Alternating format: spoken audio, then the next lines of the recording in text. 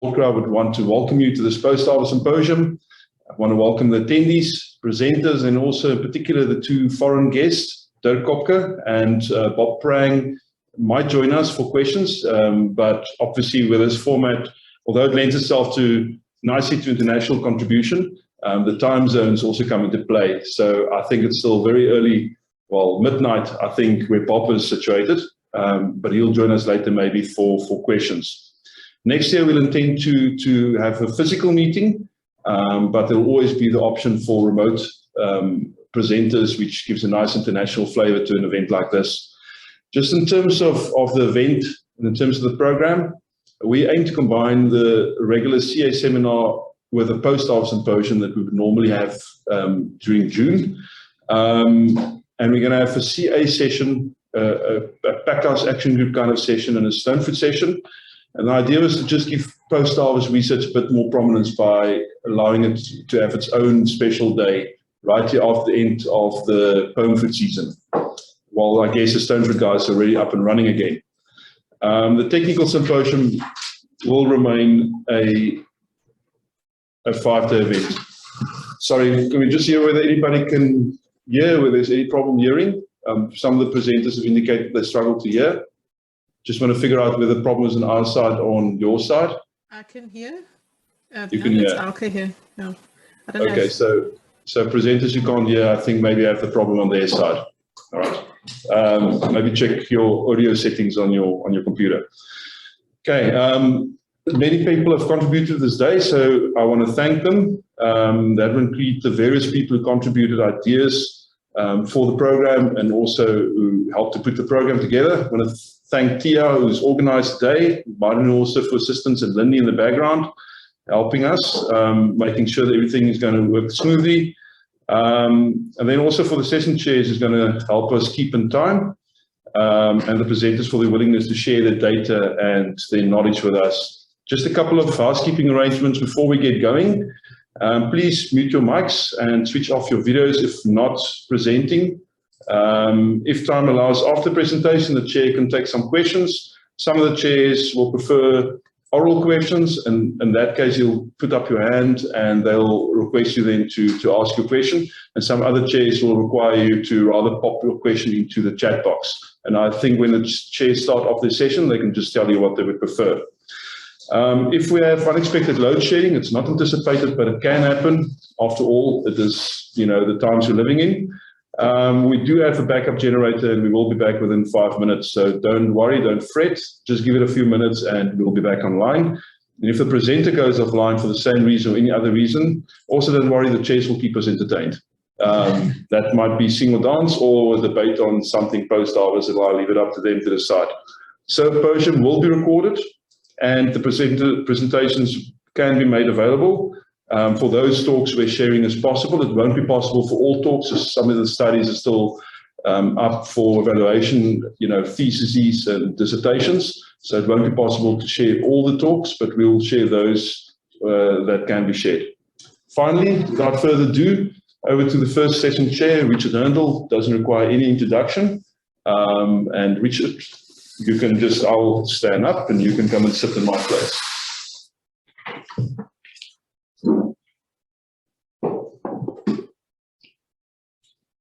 Thank you, Rian, and morning, everyone, and welcome to this post-harvest symposium and the first session, which is the previous CA meeting, which we used to have every year in November, and it was a very nice networking event until COVID came along. But nevertheless, we will continue in this format until allowed otherwise. So I don't mind if it comes to question time, what format you use. I've got a very able assistant, Tia, who's sitting behind the screen, and Marno, who are going to help us with the proceedings. So the first 3 presentations are by students. So these presentations cannot be shared at this stage. They will be publishing, of course, at a later stage. Dirk Kopke, who presented this presentation at the CAMA Congress held earlier this year, remotely, of course. So, Dirk, I see you ready and waiting. Thank you for agreeing to present at this symposium. We believe your presentation was very well received at the CAMA conference, and I'm sure people will enjoy it over here too. So, Dirk, if you're ready, you can share your screen. Okay. Thank you, Richard, for this introduction. For me, it's a little bit déjà vu, because I made an apprenticeship 20 years ago at the Stellenbosch University, and I've seen Cassandra is also in the session, so I'm very happy to hear now. Okay, I hope you can see my screen, isn't it? We can see your screen. Okay, perfect. Okay, my theme is now the influence of food temperature, pre-storage regime, 1-MCP, dynamic CO2 during CA storage on apple quality. Okay, I will tell you a lot about Elster. Elster is one of the most popular apple in our region, and we have more problems with this variety, but I think some of my results you can also transfer to other varieties, but you have to test it. Elster is very nice for me as a scientist, because this variety is very susceptible to different CA disorders. And we have the idea, we think that some of these disorders increase in the last couple of years. And we see that farmers, they are very good facilities, storage facilities with modern nitrogen separators and CO2 absorbers has more problems, especially when they are very quick in filling the room and with the O2 pull down. Yes, we see this, we call it skin necrosis, that are irregular sunken skin areas, mostly on the green color or green side of the fruit. You see there was a leaf, I think, and there is a problem.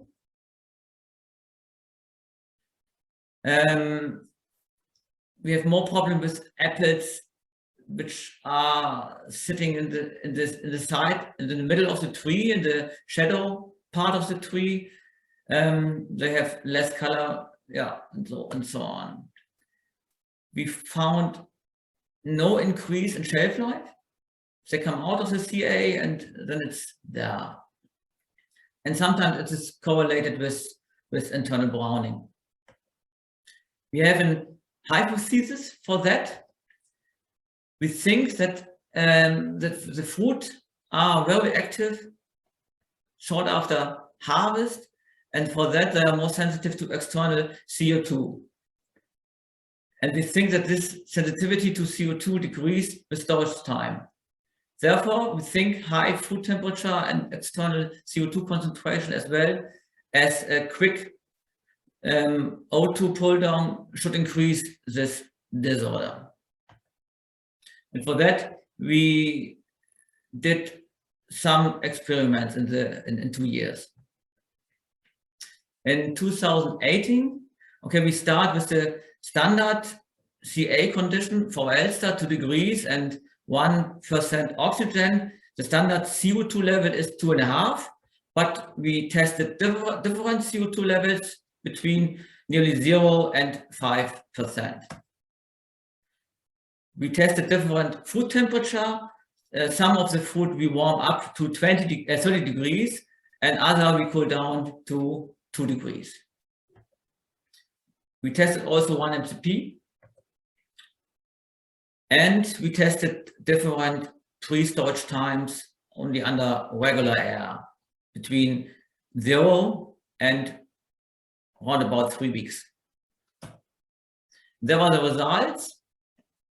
It was the the percentage of skin necrosis, different CO2 levels.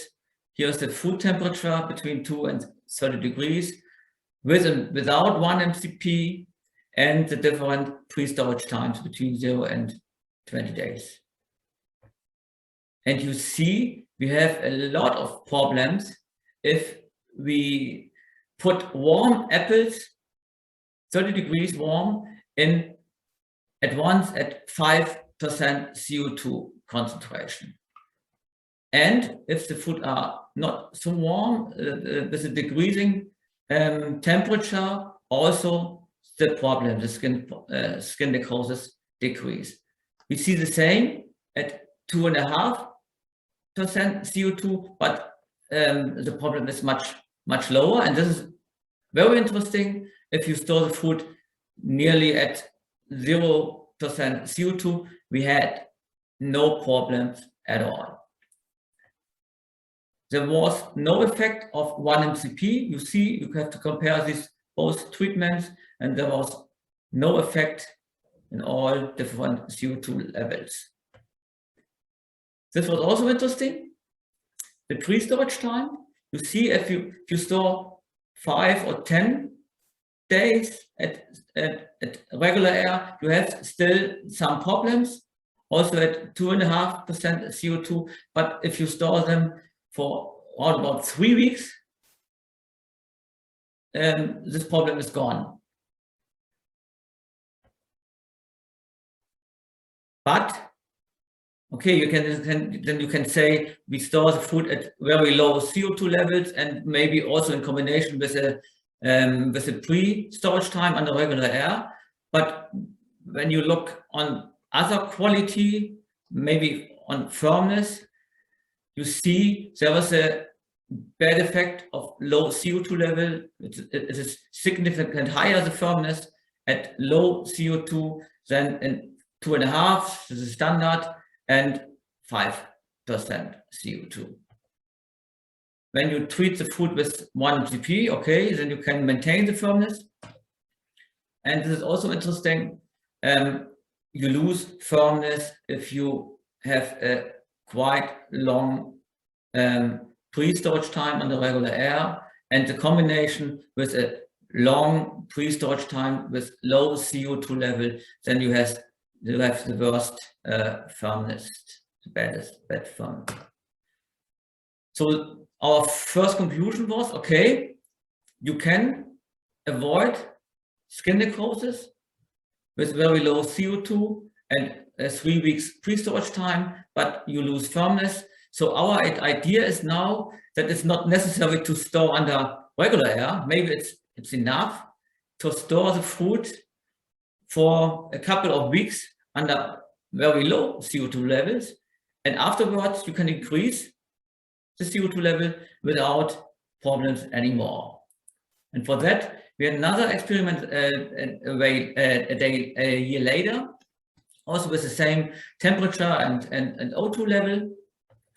And then we tested different pre-storage times between 4 and 87 days under very low CO2 levels. It's not under regular air, that's under CA condition, but with different, first with this low CO2 level. And afterwards, we increase the CO2 concentration to 10%. Nobody wants to store Elster at 10%. We did it. And here, there are the results. Also, the physiological disorders in percent. And this is the pre-storage times in days under low CO2. And afterwards, we go to 10% CO2. And you see, if you put the apples directly after harvest to 10% CO2, we have a lot of problems. More than 50% of the food were destroyed with this physiological disorders. But if you increase the pre-storage time under low CO2 condition, then the problems decrease. After 4 days, only 41% skin spots. After 10 days pre-storage, 24, 17 days, 15, 24, 6%, and after 35 only 0.6, and afterwards, after 55 days, there are no problems anymore with this with skin spot. And in this experiment, we also found internal browning, and we see the same. If you put the food directly on 10% CO2, you have as well more than 50% food with internal browning, and also this problem decreased, and after 24 days, there are no internal browning anymore. We come to the discussion and conclusion. We've seen that this problem is strongly related to the storage and room filling behavior in practice. And we think that the sensitivity to high CO2 concentration depends on the physiological states of the food. They are more active in the beginning, and this is changing during the storage period. So we call it dynamic carbon dioxide. We think that if you have a dynamic CO2 level in the storage room, you can avoid this disorder. The question is, in the past, in all regions, I think, we have a constant CO2 level in storage. And also the advice is to have a constant CO2 level. The same CO2 level at the beginning and the end. And how did this was determined? Okay, yes, we tested different CO2 levels, but nobody comes and has the idea to have a dynamic CO2 level. So we have to test it for other varieties. So it seems for me quite clear that you have at the beginning a lower CO2 level, maybe lower than we advised in the past, and later a much higher level, also to maintain other quality parameter better. So, but we think there is much more research necessary. We need more information about the CO2 sensitivity of other cultivars.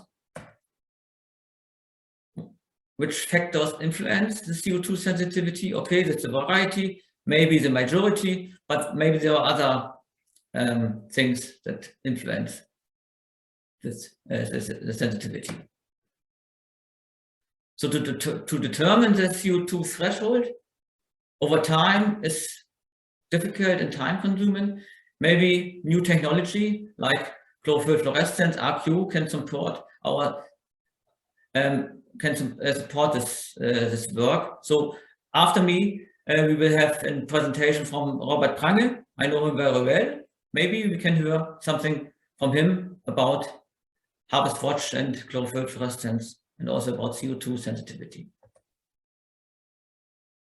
So we have a little bit of hope to have other positive effects if you can increase the CO2 level in such such high to 10%, maybe 12%. Maybe we know from other, maybe from stone food or berry food, that we can inhibit storage rot with high CO2 levels, maybe botrytis. So maybe there's a hope that we can also inhibit some other storage rot in apple storage rooms.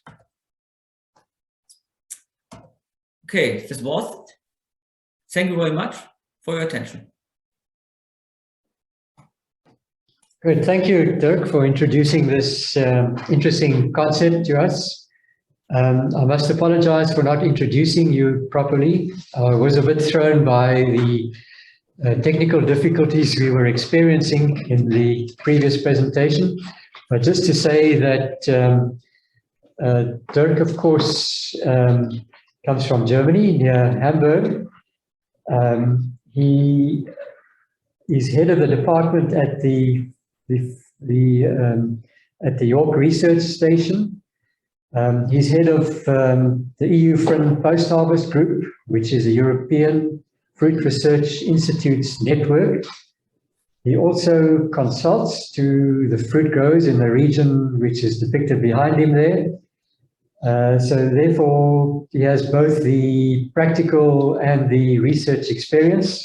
He's also been involved in integrated fruit production and sustainable production. And for those of you who are into cherry production, he's been involved in the improvement of cherry fruit and stem quality. So Dirk, thank you very much for your presentation. We do have time for questions. Can I please have some questions?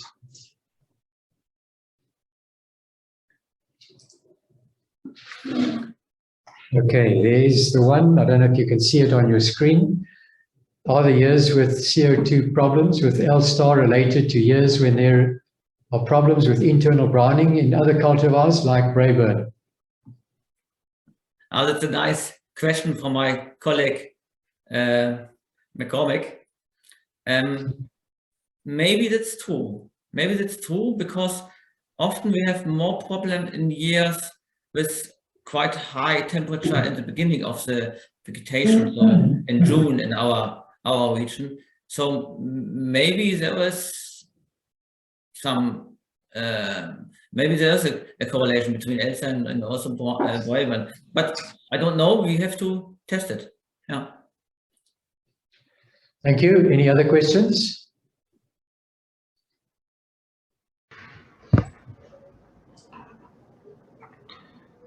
Richard, can I ask a question? Fire away, Jaco.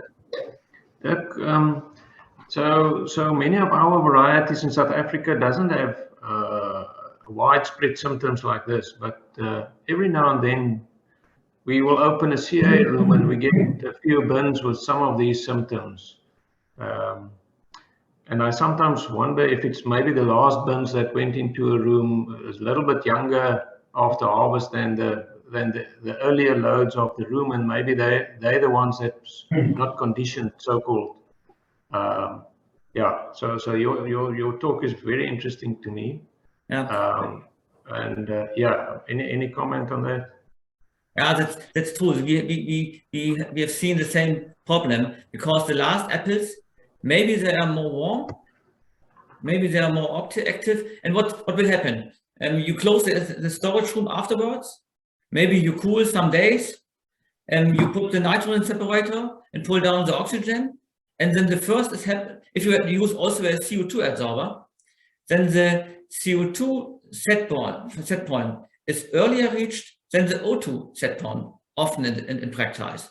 And then you have the problem, you have no effect of the O2 level, but you have very active fruits and you have a high CO2 level in the room. So this combination is deadly, I think. Yeah, thanks. That makes a lot of sense. Thanks. Okay, any more questions? Doesn't seem like it. So thank you very much, Dirk, for your presentation. And I think it's something that we need to look at in our research. So maybe we'll be in contact with you in future. So thank you very much, Dirk. Thank you. Bye. Okay, we're on to our last presentation in this session. We have a recording from Professor Robert Prang. He's based in Canada on the East Coast, which is some time behind us. Presentation is basically titled Harvest Watch as a tool to track quality changes during storage. And maybe by the time the recording is finished, Bob will have woken up and be online. So Bob is online. Welcome, Bob. Welcome to this post-harvest seminar. Would you like to do your presentation in person or listen to the recording? Good morning. Yeah, I'm awake here on my second cup of coffee. It's 4:22 in the morning here. No, I'd like to go with recording and then I'll go on mute, and then if there's time, you can offer questions. Okay, thank you. We will proceed with the recording.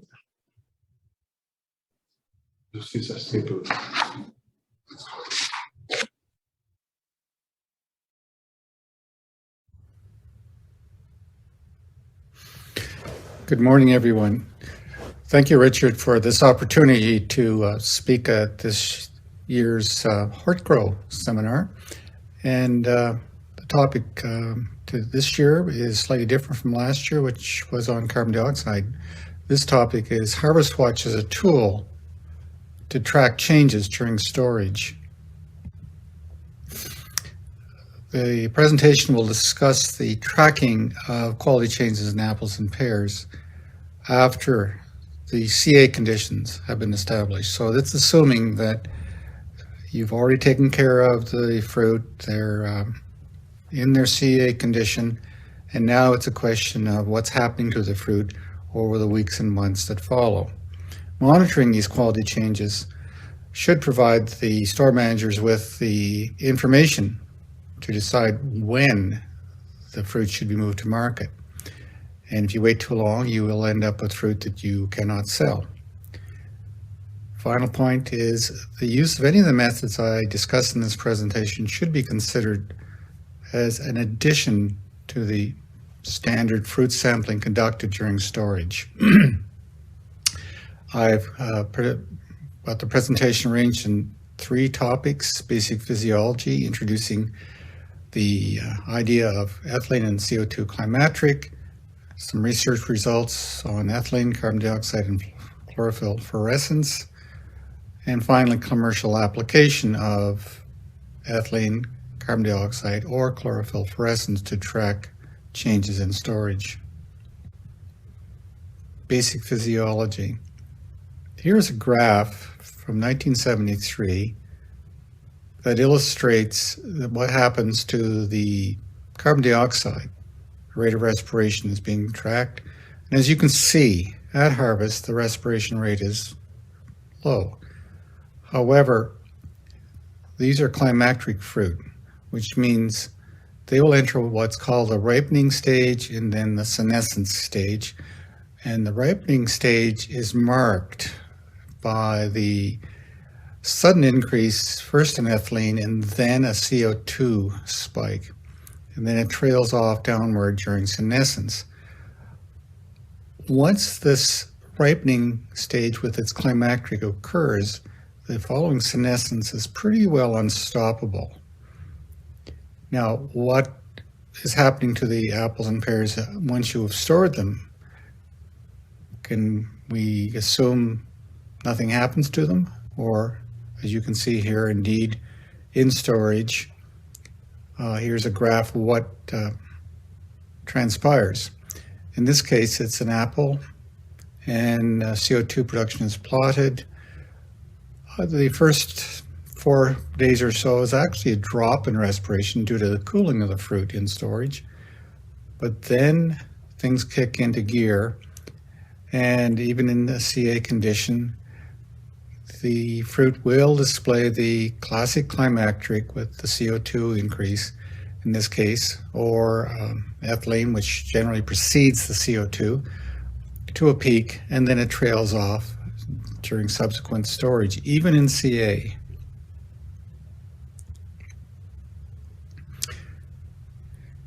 Here's some examples of what happens over a long period of time in storage.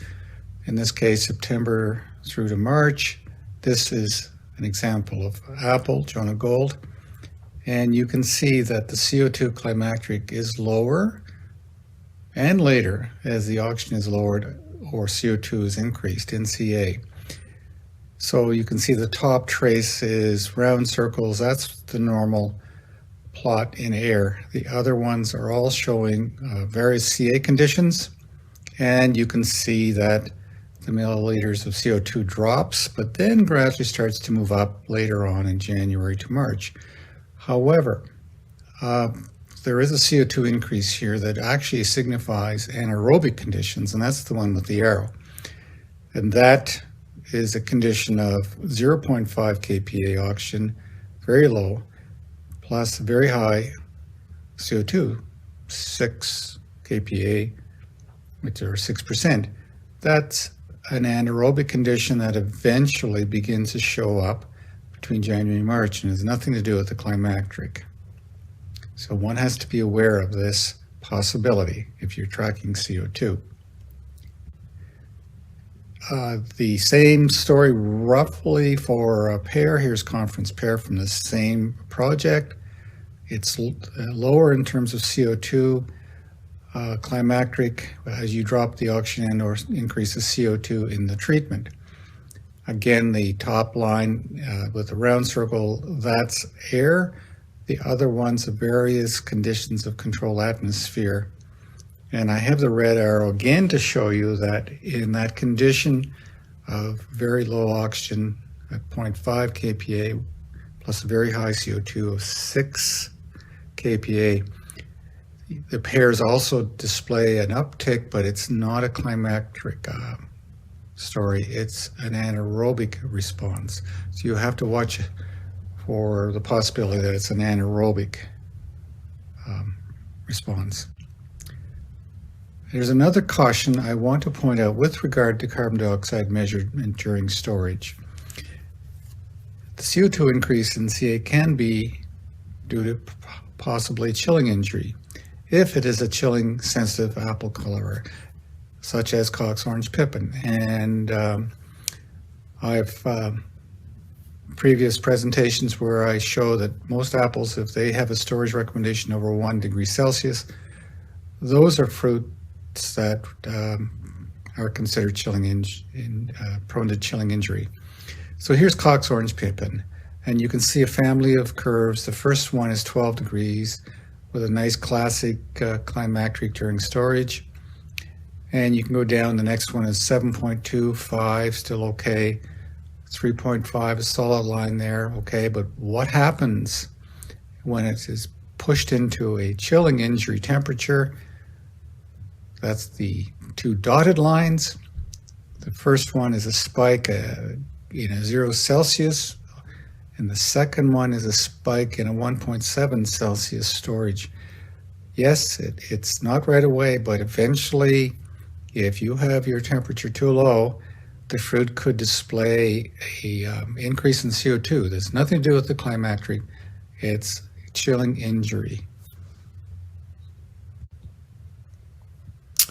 Moving over to ethylene, and as I said, ethylene can be part of the climacteric, and it also is lower and later if you have lower oxygen and or increase in CO2 during CA storage. It's probably cleaner in how it behaves. Here's an apple being measured, Jonah Gold. Top line shows a climacteric in air in January. As you go down through the blue designated lines, which is lower and lower oxygens, you can see the ethylene production is lower and later, which of course is well known, and low oxygen will suppress production of ethylene. Here it is for pear. And you can see again in the air, the climacteric of ethylene measurement in air is at January. And in the other CA conditions, it's lower and lower, and delayed to perhaps even past March.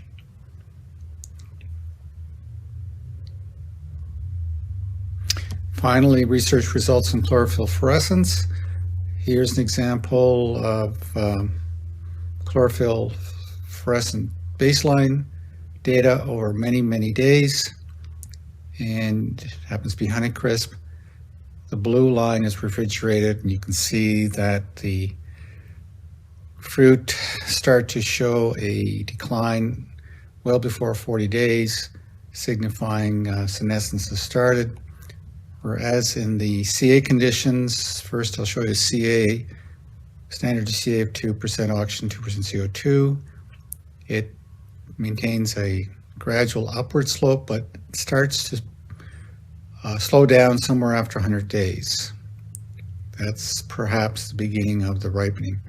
whereas the two DCA conditions, the green and the red, the green without CO2 and the red with CO2, the condition seems to be pretty good. The fruit are staying healthy and haven't started to decline. But overall, in fluorescence terms, a healthy fruit has a general upward trajectory over a long period of time in storage. That's normal healthy. An example with Golden Delicious, the brown trace here is CA without carbon dioxide, and the other traces over time are various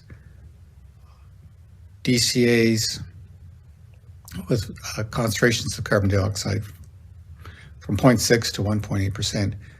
And you can see the bottom line is starting to go flat and perhaps turn downward at about 140 days. The DCA conditions with CO2 still look pretty healthy. Now, I want to point out this is Golden Delicious. And Golden Delicious, as you know from my presentation last year, is quite tolerant of CO2. So this is confirming that CO2 is quite okay in that range if it's Golden Delicious. And does it actually affect the storage quality? Take a look at this. Here's the firmness and TA values. Without CO2, firmness is 10.8. With CO2, it's well above 12 and sometimes over 13 pounds after 210 days. Similar story with titratable acids. It's still quite high compared with no CO2. The plus CO2 is still quite high. Finally, commercial applications in terms of carbon dioxide production, changes during storage.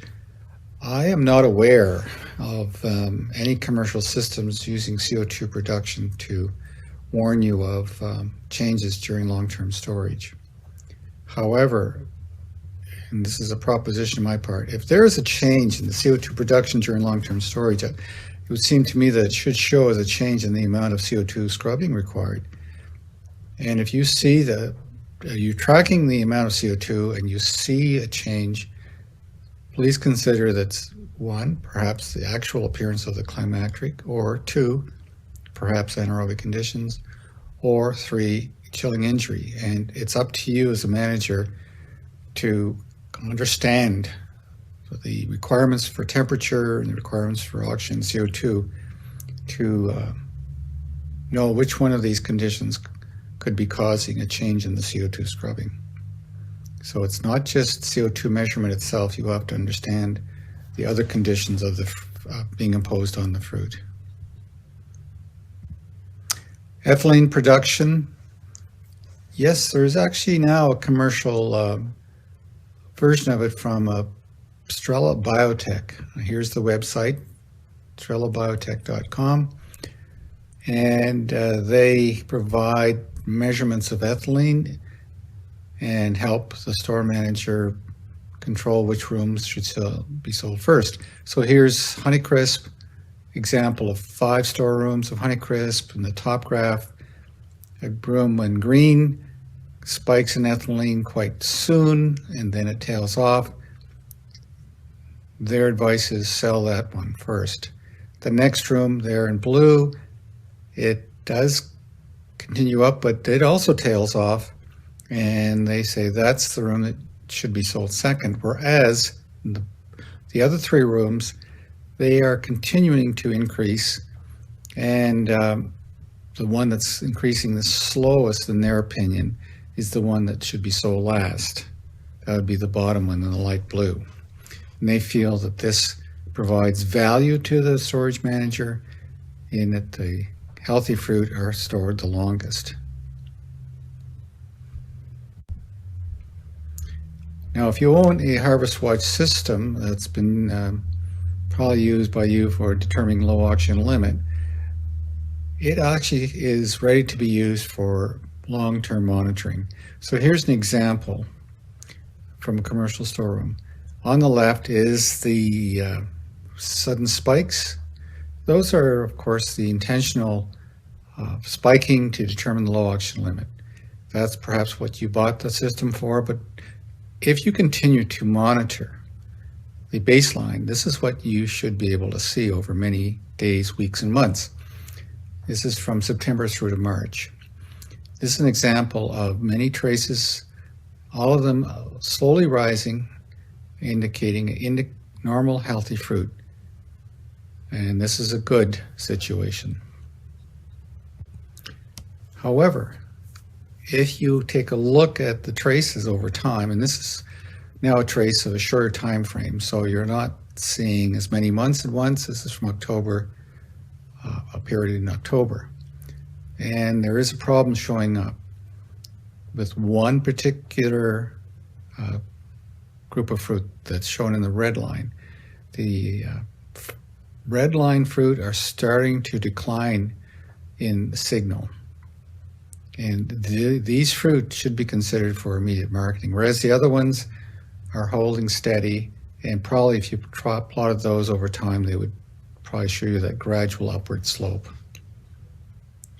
Final example, commercial monofluorescence, is this. This is a trace of healthy Honeycrisp in a DCA CF commercial storage from October through to May.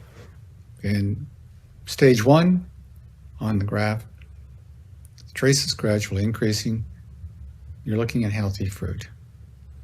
Stage 2, a spike appeared when the room was open to room air with 21% oxygen, and held open for a time. The room was then closed and DCA was reestablished.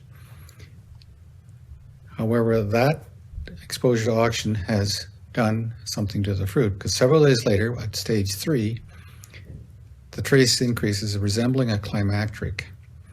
And then final stage 4 in this graph is a trace showing a slow decline resembling senescence. So the opening of the room, exposing the fruit to 21% oxygen, has triggered a sudden increase in the climacteric and then a subsequent senescence, meaning these fruit now have to be accelerated in terms of when they should go to market.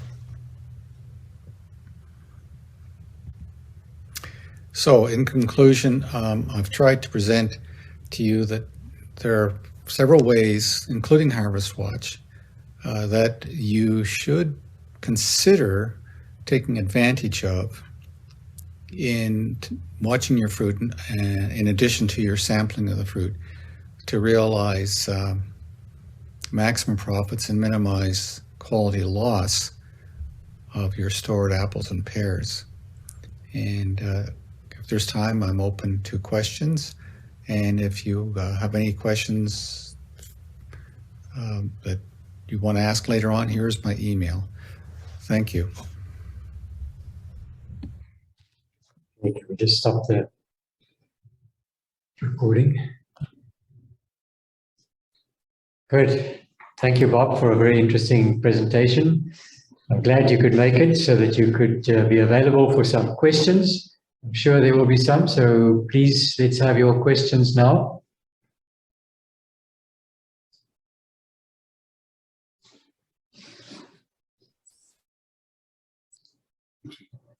Okay, we're just looking.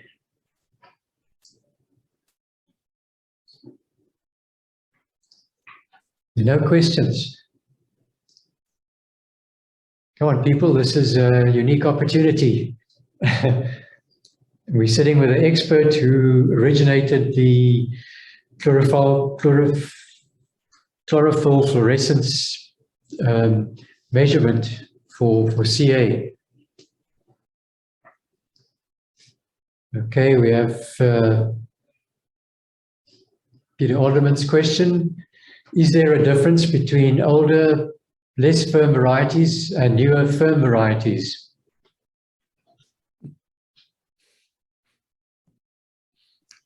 Hi, can you hear me, Richard? Yes, we can hear you. We can hear you. Okay. That is a good question. Yes.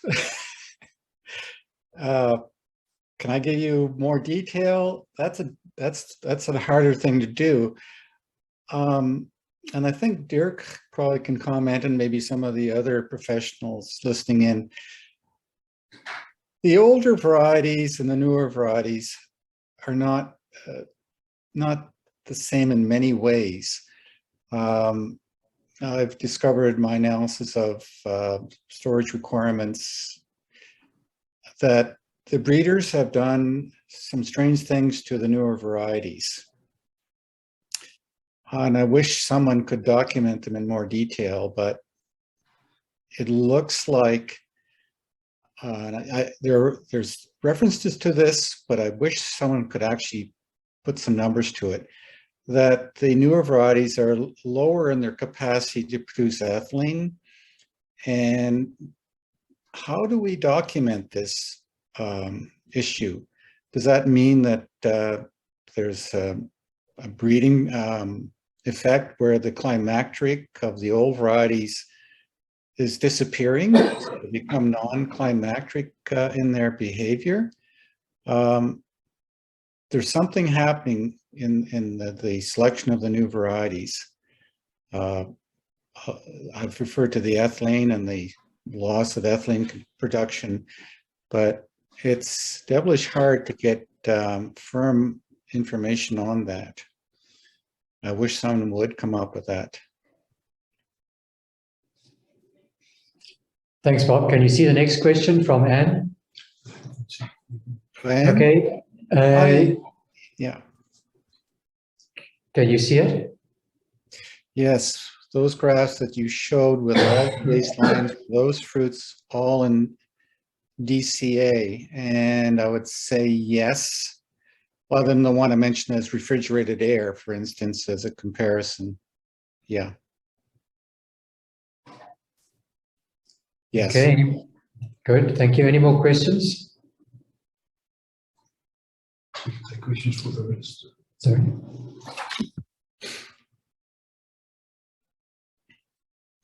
Can I? Okay. Yeah. Can I just jump in quickly? I know there was no time, and I enjoyed the earlier presentations, all of them. So it was well worth, getting my early morning coffee. But I wanted to make a observation or comment with soft scald that might. I'm going back to the presentation on that. In the literature, it's been reported that soft scald is mostly a problem when you harvest the fruit at the climacteric stage at harvest. That if you harvest the fruit immature, or if you harvest the fruit over mature, you do not see the problem of soft scald. So there is some linkage to the maturity of the fruit, and that seems to have a knock-on effect in the occurrence of the soft scald later on. I was just going to make that comment. Good. Bob, thank you very much. Thank you for your presentation. Thank you for being involved again. You've been a good friend to us over the years, and we appreciate that. So thank you very much. We can pinch a few minutes from the tea break if there are any further questions on the other presentations that we had this morning.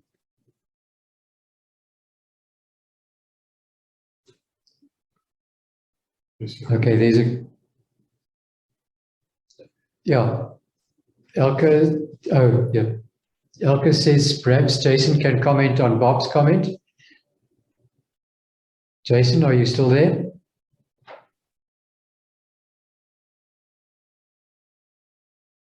Doesn't seem like it. Let's go to the next one from Jaco. Have you seen any incidents of increase in internal browning and ultra low O2 storage? It's for Bob. Thanks. That's another good question, and I'd like to this is maybe a memory test. Last year I talked about CO2, and I looked at, pulling all the data on oxygen effect and how it affects CO2.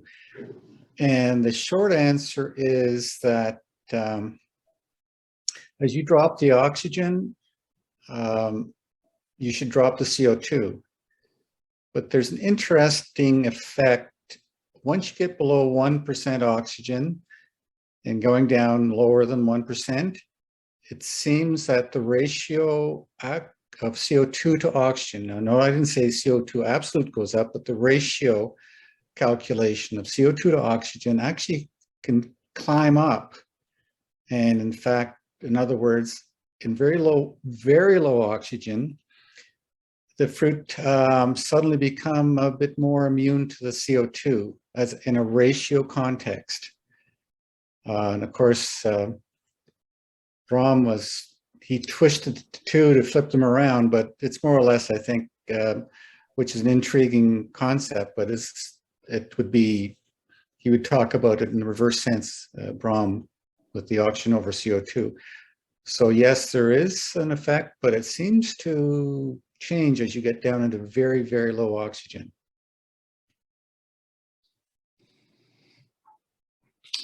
Okay, thanks, Bob. Are there any more questions?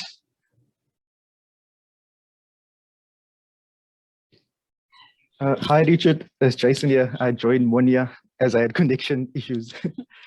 Okay, thanks, Jason. Go ahead. Regarding August's comment is that we tested the maturity for this season.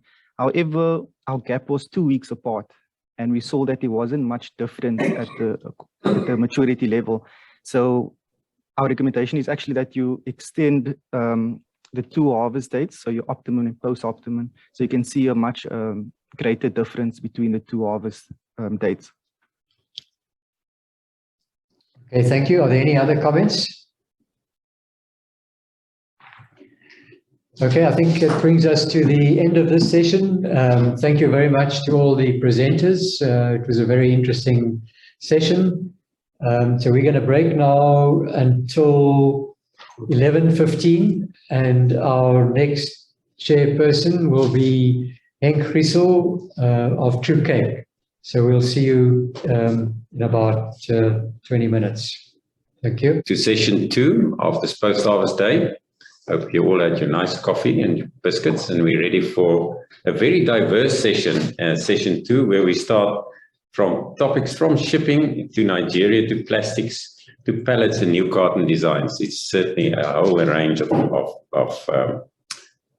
topics. Just a point of order, I will indicate to the talkers when there's 2 minutes left. If you please submit questions in writing so that we can answer them properly. And without saying anything more, let's start with the first presentation, which is done by Cassandra Smith and Cobus Jacobs.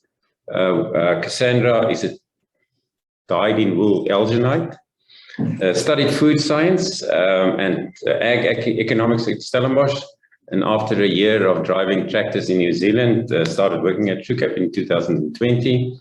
The same year Cobus started, he grew up in Bloemfontein. He said, I can't say that he's a great college scholar. Studied Stellenbosch BCom and honors in international trade, worked in Cape Span, and then came to True Cape, loves camping. So 2 very diverse people from diverse backgrounds talking about a country where we all do business with, Nigeria.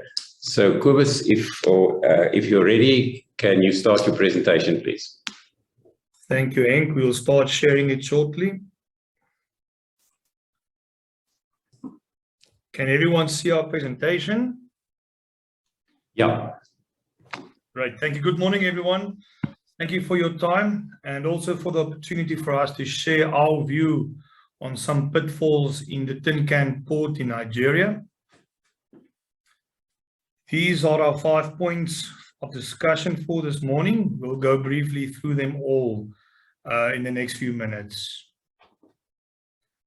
For those of you who don't know, Nigeria is one of South Africa's main export markets for apples and pears into the African continent.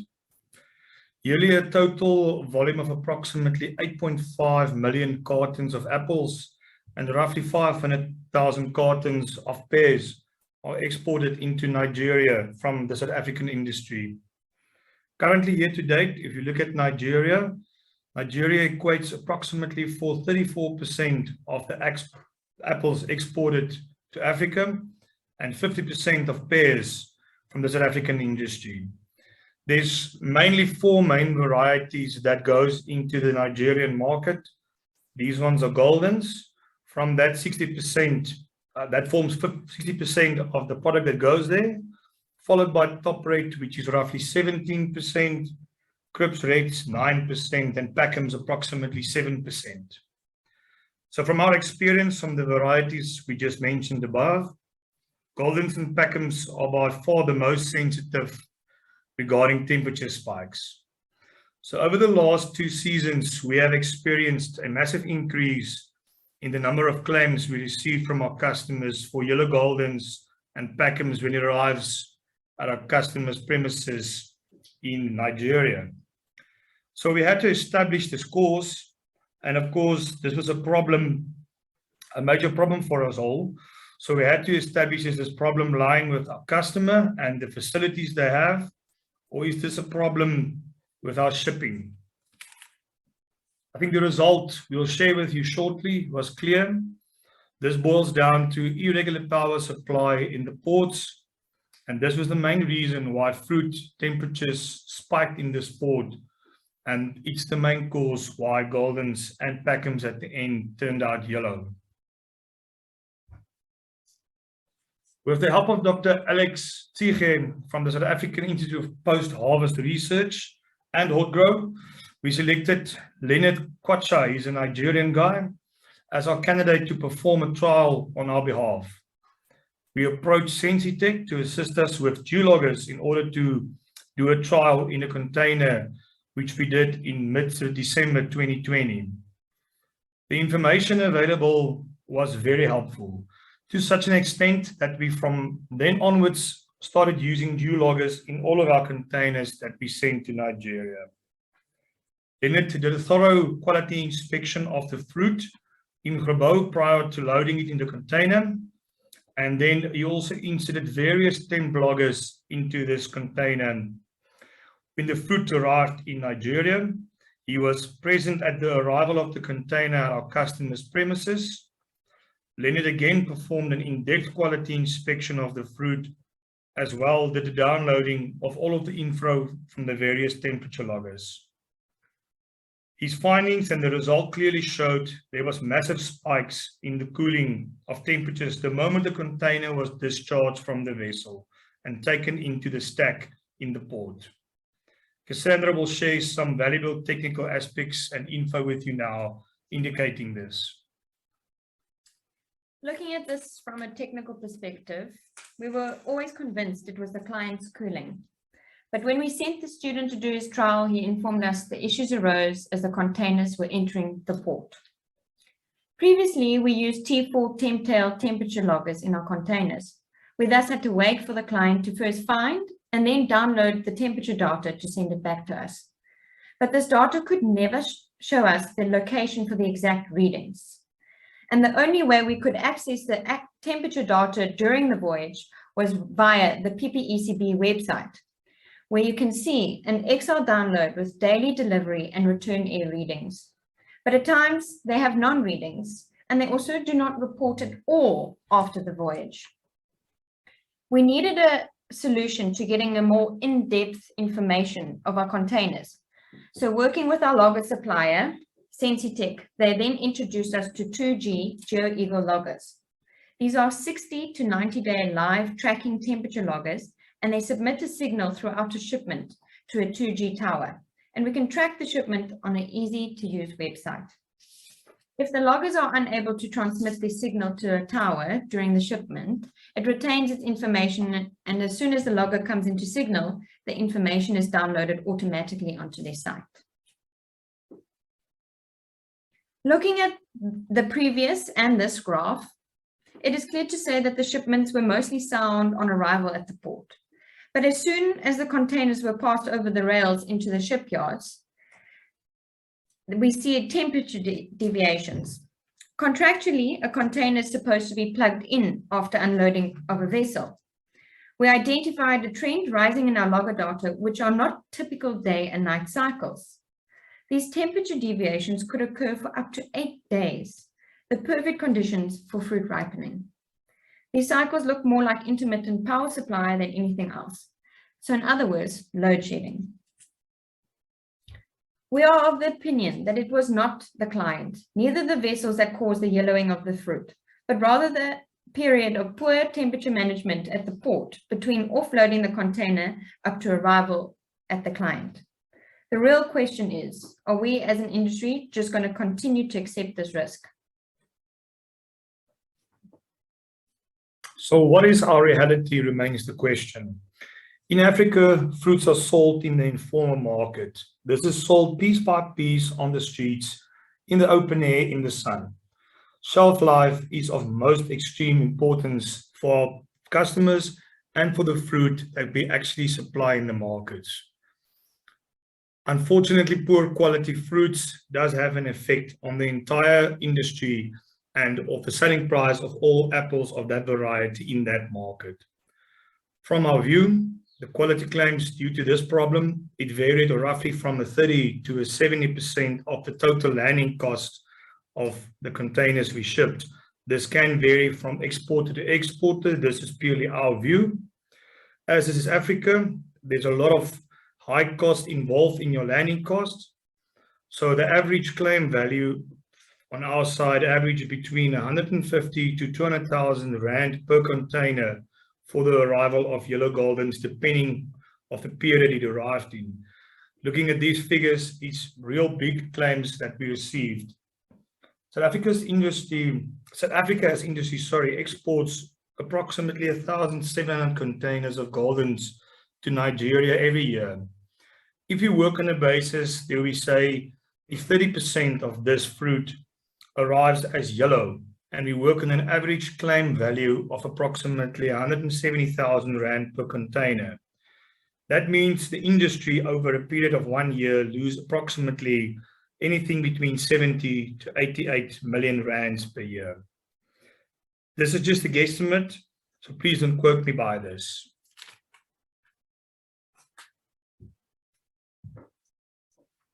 So who remains responsible for this issue, and what can we do? Most exporters sell on a CIF basis to Nigeria. Thus, according to maritime law, if products are sold on CIF basis, the insurable responsibility of the exporter transfer over to the importer the moment a container goes over the rail at port of destination. Therefore, these type of temperature fluctuation issues in the port does not fall under one's marine insurance. Shipping lines, for example, MEC, have a contractual service level agreement with private port operations company. This company is called 5-Star, and it runs the terminal that's allocated to MEC on their behalf. 5-Star, again, have an SLA in place with the Nigerian port. We have confirmed to shipping lines they have insurance cover on these private operators, which again have insurance on the port of Lagos. However, the procedure and the process of claiming is draining and have really not led to a valuable solution for us as exporters or our importers with the problem in Nigeria. So what does this leave us as industry to do? Are we the only ones experiencing this massive risk? I don't think so. I think there's a lot of other companies that definitely this year and the year before has seen the same situation. Maybe you didn't realize where the real problem sits. The solution for us, from my view and from our view, is if you look at an 89 million more or less loss yearly for the industry, is it not worthwhile for us to look at options? Should we not look at investing in industry generators that will be fixed in the port where our shipping lines are calling, and that can be utilized as generators backup for South African fruits arriving only? Or do we simply just continue and put pressure on the shipping lines to legally accept the responsibility they have and to put up a real claims department and handle these issues in Lagos directly with our receivers? Thank you, everybody. We appreciate it. Thanks. Are there any questions?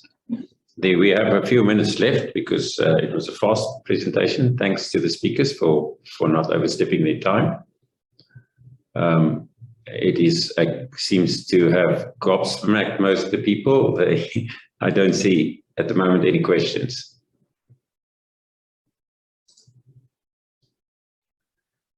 If we don't, then perhaps we can go on to our next presentation. Kirsten Barnes, which is going to talk about a very topical question at the moment, and that's circular plastics. Kirsten has got a PhD in biochemist. Is a biochemist and an environmentalist. She said she spent a lot of time on wetlands and research on that, and she decided that she wanted to make a greater impact and starting getting involved in the circular economy. Kirsten, I'm looking forward to your talk. Thanks very much, Henk, and thanks for the invitation to present. So we are changing gears now, and we're going to look at the drive for circular plastics, unpacking that purpose.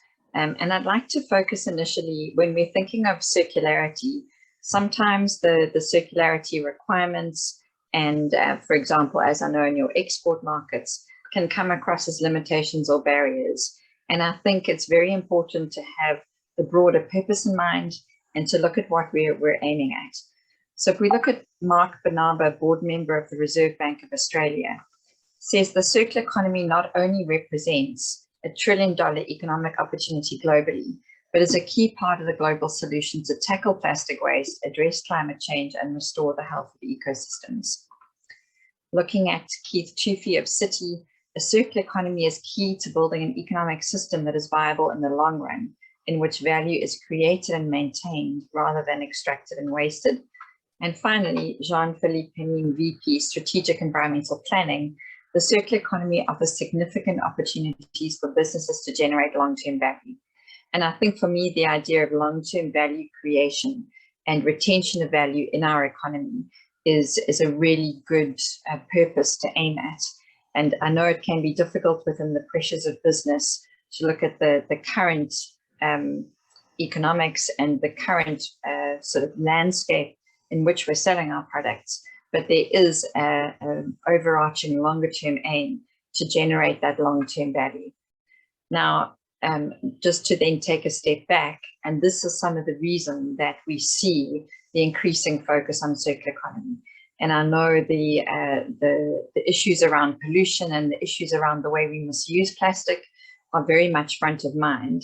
But just to present from the Breaking the Plastic Wave study, which is a global modeling of our current plastic usage, what business as usual might look like by 2040 if we don't modify the way we extract materials, the way we design, and the way we use materials, and then looking at what are the potential interventions to maximize the value from our plastics within an economy and reduce leakage into the environment. So by 2040, we will see in a business as usual scenario, from 2016, we'll see a doubling of plastic waste generation. We'll see a tripling of plastic leakage to the ocean and a quadrupling of plastic stocks in the ocean, all of which are quite horrifying stats. What the model also suggests, so the model took economically feasible interventions at the current costing with projections of increased plastic material generated, as well as the costing over time, to assess a suite of interventions. What they come up with is that no one intervention will be able to retain our material within the economy. We're producing plastic at a rate that no economy globally is able to manage effectively, that there are a range of interventions we have to apply. That must include reduction of virgin plastic production, as well as reduction of fossil fuel-based plastics, substitution with other materials that have less impacts. Recycling will remain a key part of our suite of interventions that we need to address the issue of plastics. We need to maximize that value of plastics. We don't expect disposal over the foreseeable future will be not part of these interventions. And even under those scenarios at the economic feasibility, there will still be some mismanaged waste with potential for leakage, but it's a drastic reduction in what we would expect to see by 2040 under business as usual. So I just wanted to use the South African Plastics Pact target so you can see that the suite of interventions are embedded in the Plastics Pact targets, that Fruit SA is a supporting member signatory to. So you can see target 1 looks at elimination or reduction. Target 2 looks at that specific design for recycling, reuse, and compostability, and I'll speak a bit to that later.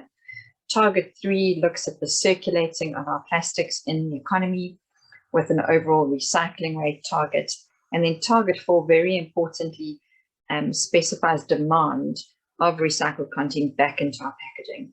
And often our recycling rate is limited because of a lack of demand. So that closing the loop is very important. And the reason I highlight the targets is that this Plastics Pact model is a global network.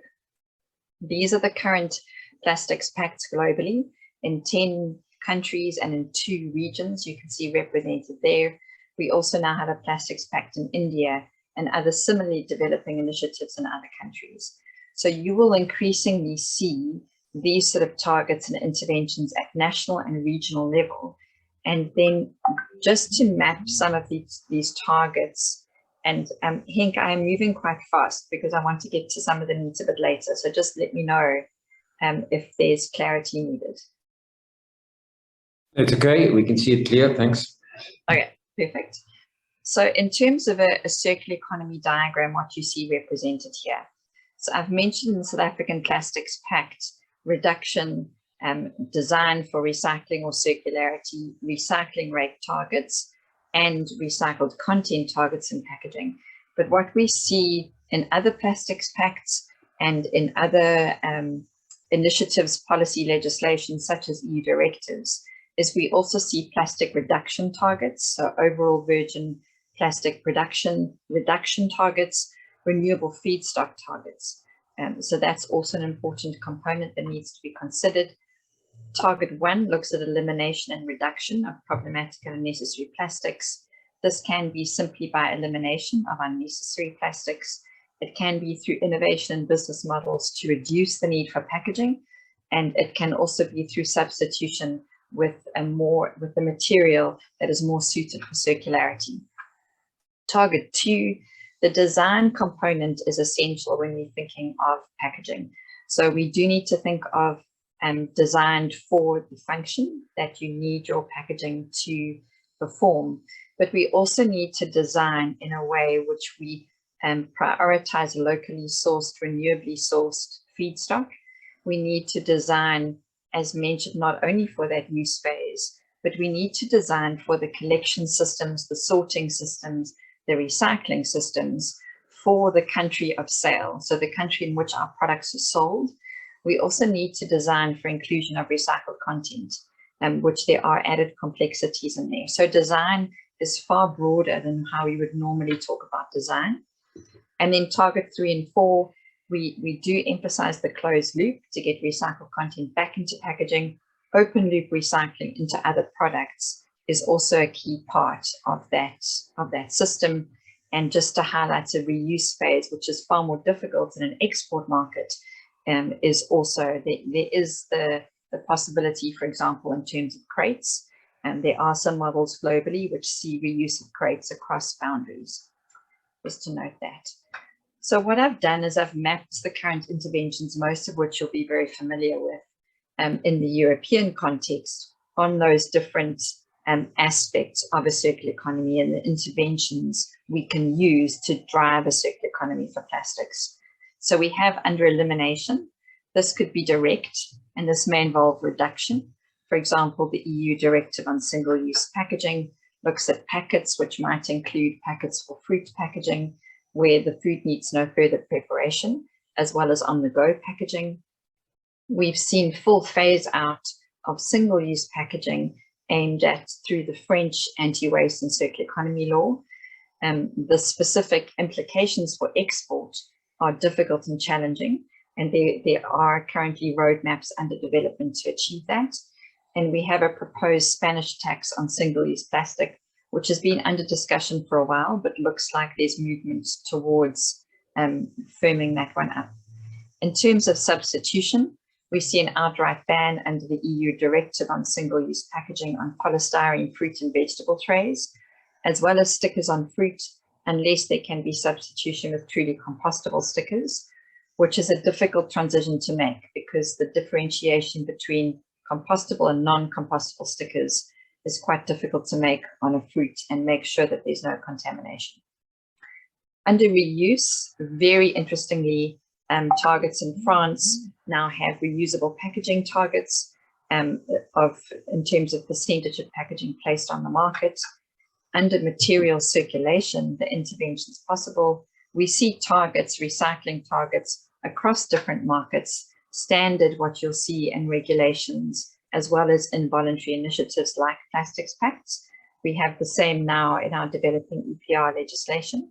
And again, you'll be aware of closing the loop with the UK tax on plastic packaging, where there's less than 30% recycled content. This will come into force on the 1st of April 2022. So there's a range of interventions which are currently being imposed on our materials for export. We do see increasing local targets based on circularity, largely through extended producer responsibility, but there are other initiatives which are currently under development. Also, I think you would also know in terms of watching the space on a European carbon border adjustment mechanism.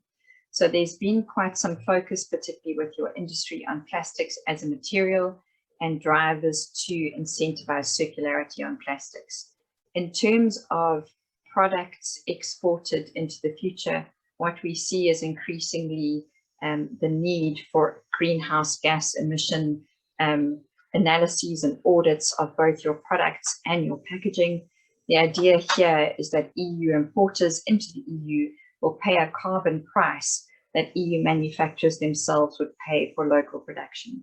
So what this means is that your greenhouse gas emissions over the full life cycle of your products and packaging, including the transport emissions into the EU, will need to have a carbon price attached according to the carbon price paid in the EU. So there's no disincentive for EU local production where they have to pay a carbon price that the importers do not pay. This will be phased in. This won't yet address the plastic packaging or food production industries in the short term, starting with iron and steel, cement, fertilizer, aluminium, and electricity generation. Electricity generation is a key concern within South Africa.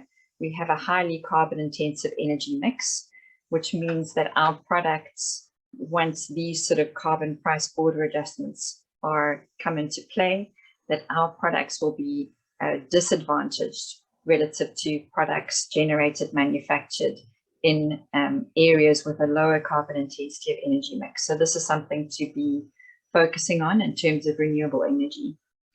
Just to note, in terms of plastics, this is just to give you a sense of the carbon emissions associated with different material types. You'll see plastic conflated with rubber. Just to note, the carbon emissions associated with plastic production are not insignificant.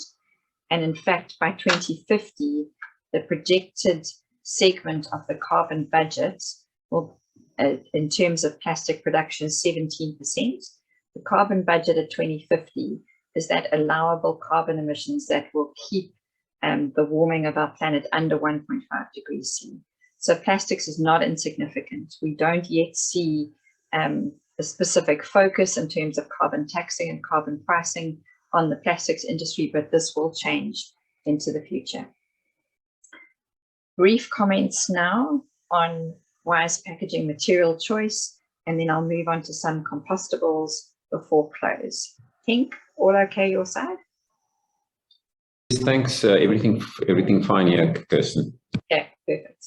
So in terms of wise packaging material choice, I think it's important to note that no one packaging material will perform best against all environmental indicators or impact categories. So we've spoken about climate change, we've spoken about the potential for circularity, and that potential for circularity is related to the technical components or the technical composition of the packaging material, as well as economic feasibility aspects. So your packaging, for example, might be technically recyclable, but its value end of life after it's performed its packaging function is so low that it will never be collected for recycling. So that's what I mean by the technical and the economic components. So this is important to bear in mind.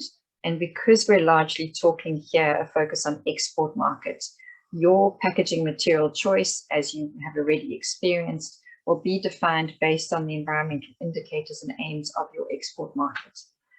So important to note, we have an example of polystyrene, expanded polystyrene packaging being banned within the EU. What we see with polystyrene, there are large void spaces. It's a very light material. There's very limited plastic material, polystyrene, used in the manufacture of that packaging, because of its low density. So in terms of greenhouse gas emissions, it can perform very well against other plastic packaging or other packaging type. But if you look at the pollution potential and the leakage potential of polystyrene, then we see it performing very poorly against other packaging types. I've mentioned understand the export market. And just a point here in design is that you're designing for collection, sorting, recycling, circularity in the country of sale. So links with networks, there are plastics pacts in other regions and other countries. Links with local recycling experts, for example, is key to designing packaging that won't be a burden on the local industry to achieve their own circularity targets. So that's quite important to note. Reducing complexity. I know there has already been quite a bit of work in your industry. Monopolymer, monolayer, no paper labels on plastic packaging. Some very basic steps that can be, or guidelines that can be applied. And we've mentioned the available approaches to drive circularity. So this looks like reduction. This looks like moves to bio-based feedstock. Just a note on that bio-based feedstock from renewable sources. Currently, there is a significant increase in price to move to bio-based feedstock. However, given the richness of our organic residues available in the country, there is an increasing focus on research and development and looking at innovative investment mechanisms to try and stimulate that in the country. This is not something we expect to see, though, within the next 5 years, local production of bio-based feedstock. Innovation for reuse, more difficult in an export market, designed for recycling in that market and including recycled content. So in the last few minutes I have, let's move to compostability. So compostable packaging is very specifically defined. It's packaging capable of disintegrating into natural elements like soil in a composting environment, leaving no toxicity in the soil. This typically must occur in under 6 months. One of the key issues around compostable packaging is the mislabeling or the claims placed on compostable packaging when the packaging is not truly compostable. This is the reason that the Compostable Plastics Council has recently been formed. They're aiming to be a producer responsibility for compostable plastics in South Africa. There are very specific standards for the assessment of compostability. You can look at industrial compostability, where there's temperature control, very specific conditions under which composting could be accelerated. And there's home composting, where you'd expect ambient conditions, very little intervention from the composter themselves, and there are specific standards to devise that. So we have in your markets, the European standards would be obviously quite key. You need to show verification according to those standards, and they're the same for home compostability. There is local movement to develop South African standards. We haven't seen huge uptake of compostable packaging globally because of some of the constraints. There needs to be specific systems for that packaging to be recovered and composted itself, and it needs to be ensured not to disrupt mechanical recycling. We've had some very bad examples of certain compostable packaging disrupting our mechanical recycling systems. Within food, there is potential for compostable packaging, because if there is a local market where there's organic collection from household or business, you can include that packaging. It needs to be easily distinguishable visibly from mechanically recyclable packaging, and it needs to be easily distinguishable within sorting systems. Otherwise, the potential for contamination is high. There's some excellent work being done by the Ellen MacArthur Foundation looking at the potential for scaling of compostable packaging. As soon as that's made available, I can feed that on to you. Do I have time for a final slide here? I see you. Yeah, it's almost finished. Let's just do the last slide, and then we can go with the questions. Okay, perfect. So in terms of our circular future, we expect both the negative drivers to continue to influence both consumers and regulators, that being visible plastic pollution and the issue of greenhouse gas emissions. The underwhelming commitments that were made at COP26 have highlighted our need to up our ambition there. Increasing measures to incentivize circularity and disincentivize a linear economy will be seen into the future. EU countries are transposing the EU directive on single-use packaging into their national legislation and are able to aim higher than that EU directive, as we've seen in France. The UN Global Treaty on Plastic Pollution is currently under discussion. For further, hopefully a way forward will be devised in UNEA 5.2 in February. We won't see a global treaty fully implemented in the next 5 years, but the discussions and measures to move towards that treaty will again emphasize circular economy interventions for plastics. So I think the message to all of us is to embed circularity now. Thank you. Thank you, Kirsten, for a very good talk. We always speak about plastics and the effect that it will have on us directly, and we spoke about it for the last 5 years. All of a sudden, there are targets and measures, and it seems not far away with the French already taking some decisions. It is indeed something that we will most probably speak a lot about. I see there's a question from, I think it's Bram. When packhouses and farms produce some of their own electricity from renewables, will this be taken into account on a case-to-case basis, or is carbon calculation done on a national generation? This is in question in regard to CO2 import tariffs. Yes. So there's a lot of discussion currently under those tariffs. So there's no specific process currently devised, but my understanding is it will be on a case-by-case basis. This does put extra onus, or it's more onerous for those importers, because you will have to demonstrate the carbon emissions associated with your product and have an audited system. And the specific allocation and method of doing that assessment will be specified by the EU.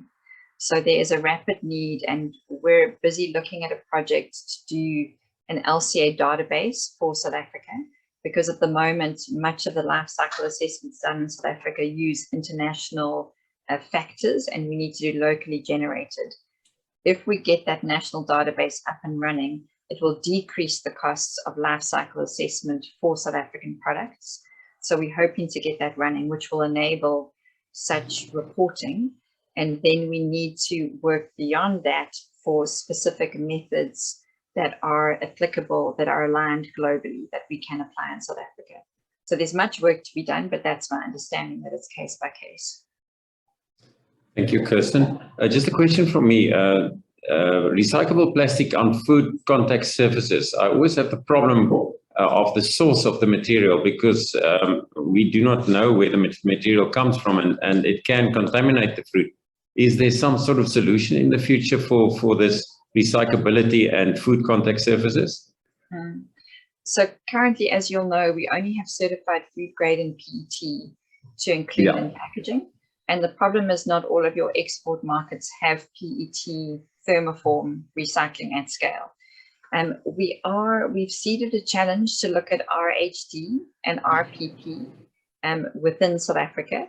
We do see recycled content into food contact HD in the UK, but that's very much in a closed loop recycling on milk bottles.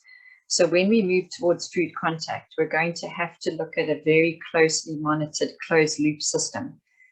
So there is potential. There are current pilots in RPP at the moment, and we're starting to look into the feasibility in South Africa, but we don't expect anything in the next 3 to 5 years, unless we get some substantial investments, which is our aim. Thank you, Kirsten. Just the last question. Do you see it on the screen? I do. I don't. I know there was some more detailed data that we were going to access for one of the challenges we spoke about, Henk. So I don't know the specific. I do know the total market size for packaging produced locally, for example, PET thermoform. So I can get some overall market figures, but it would be great if we could align and get some deeper insights into the fruit industry. Thank you, Kirsten, and thank you everybody for contributing. It is indeed something that we'll talk about a lot more in the future. Our next session, our next speaker is somebody that everybody knows, which is Bernard Hennig, Mr. Cold Chain of the PPCB. Now, I spoke to Bernard yesterday. He says he grew up in St. Rand and is now staying there as well. So as a person that lived his whole life in the Strand, has been with PPCB for 33 years and qualified as a mechanical engineer from the Cape Tech and is known as Mr. Cold Chain. Mr. Cold Chain is going to tell us about loading of containers. Bernard, I'm looking forward to your talk. Yeah, thank you, Mr. Chair, and thank you for the opportunity to address this topic, containerization, the role of PPCB in the cold chain farm to fork. Yeah, my topic will be the leg in South Africa, and I have included also a few photos in my presentation just to support the talk. Let me share my screen with you.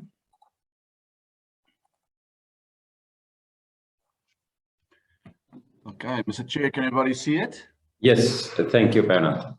Right, okay. Let me just get this out of the way. Okay, the PPCB basically is a certification agency for the perishable produce industry. So we deal as a signee for Dalrot, and we apply the different standards. PPCB was established in 1926. You can see we're coming quite a long way. We have the mandate in terms of the Perishable Product Export Control Act, the PPCB Act, as you all know, of number 9 of 1983. That is for the cold chain services, or the cold chain side of the company, and then inspection and food safety services assigned by Department of Agricultural Land Reform and Rural Developments, DALRAD, their new acronym, under the Agricultural Product Standards Act, and that's number 119 of 1990. But then also recognized as an approved third country under the European Commission regulation. So we also form that part of the regulation for the EU as well. Okay, I'll just get this going. Okay, my topic will obviously be containerization. We will look at the cleanliness inspection, the pre-trip inspection, and then also calibration. Okay, oops, sorry for that. Something jumped there. Bernard, we're still seeing your previous slide. Okay, I'm not sure why it's stopping. Can you see the slide with cleanliness inspection, the pre-trip inspection and calibration? No, Bernard, we still see your previous slide.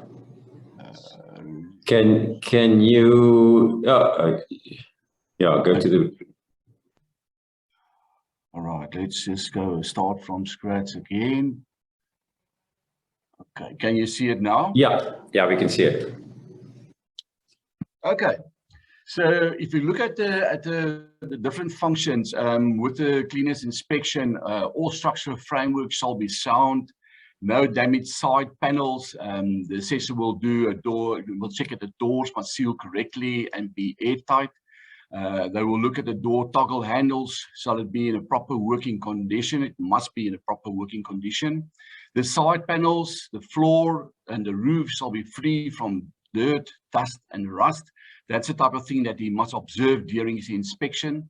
The insulated panels shall not be damaged, so he must make sure that as he walks through the whole container, he must make 100% sure that there's no damages. No oxidation, corrosion allowed on inside of the container, because this is now very specific on the inside.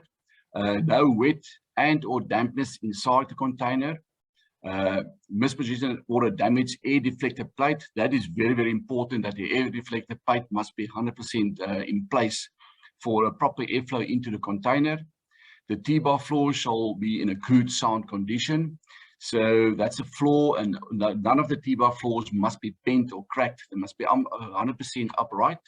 And then we also check for the drain plugs. They must be fitted. There's normally 4 drain plugs in the container, and all 4 must be fitted at the time of the inspection. And then very, very important, the container must be taint-free. It shall be at all times be taint-free. So we have a whole process that we check and make sure that the container doesn't smell like garlic or fish or onion. It must be clear. It must be a clean, taint-free container. Right, I've got a few slides just to demonstrate the rust. On the outside, we will check and make sure that there's no excessive rust and that all hinges are operational.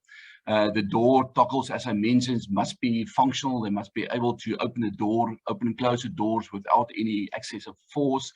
This is a typical inside of the container. On the sidewalls, you don't want that rust because that can, as you load your pallets, it will go rub off onto your pallets. This is a type of a bulging. It's a little bit excessive, but just to demonstrate that you do get containers that do have this bulging, and it will hamper the loading process as you place your pallets in the container. The next slide is just also to show you the drain plugs. This is the more modern type of drain plug. Top right corner, that's your corrosion and your oxidation that's taking place on the aluminium.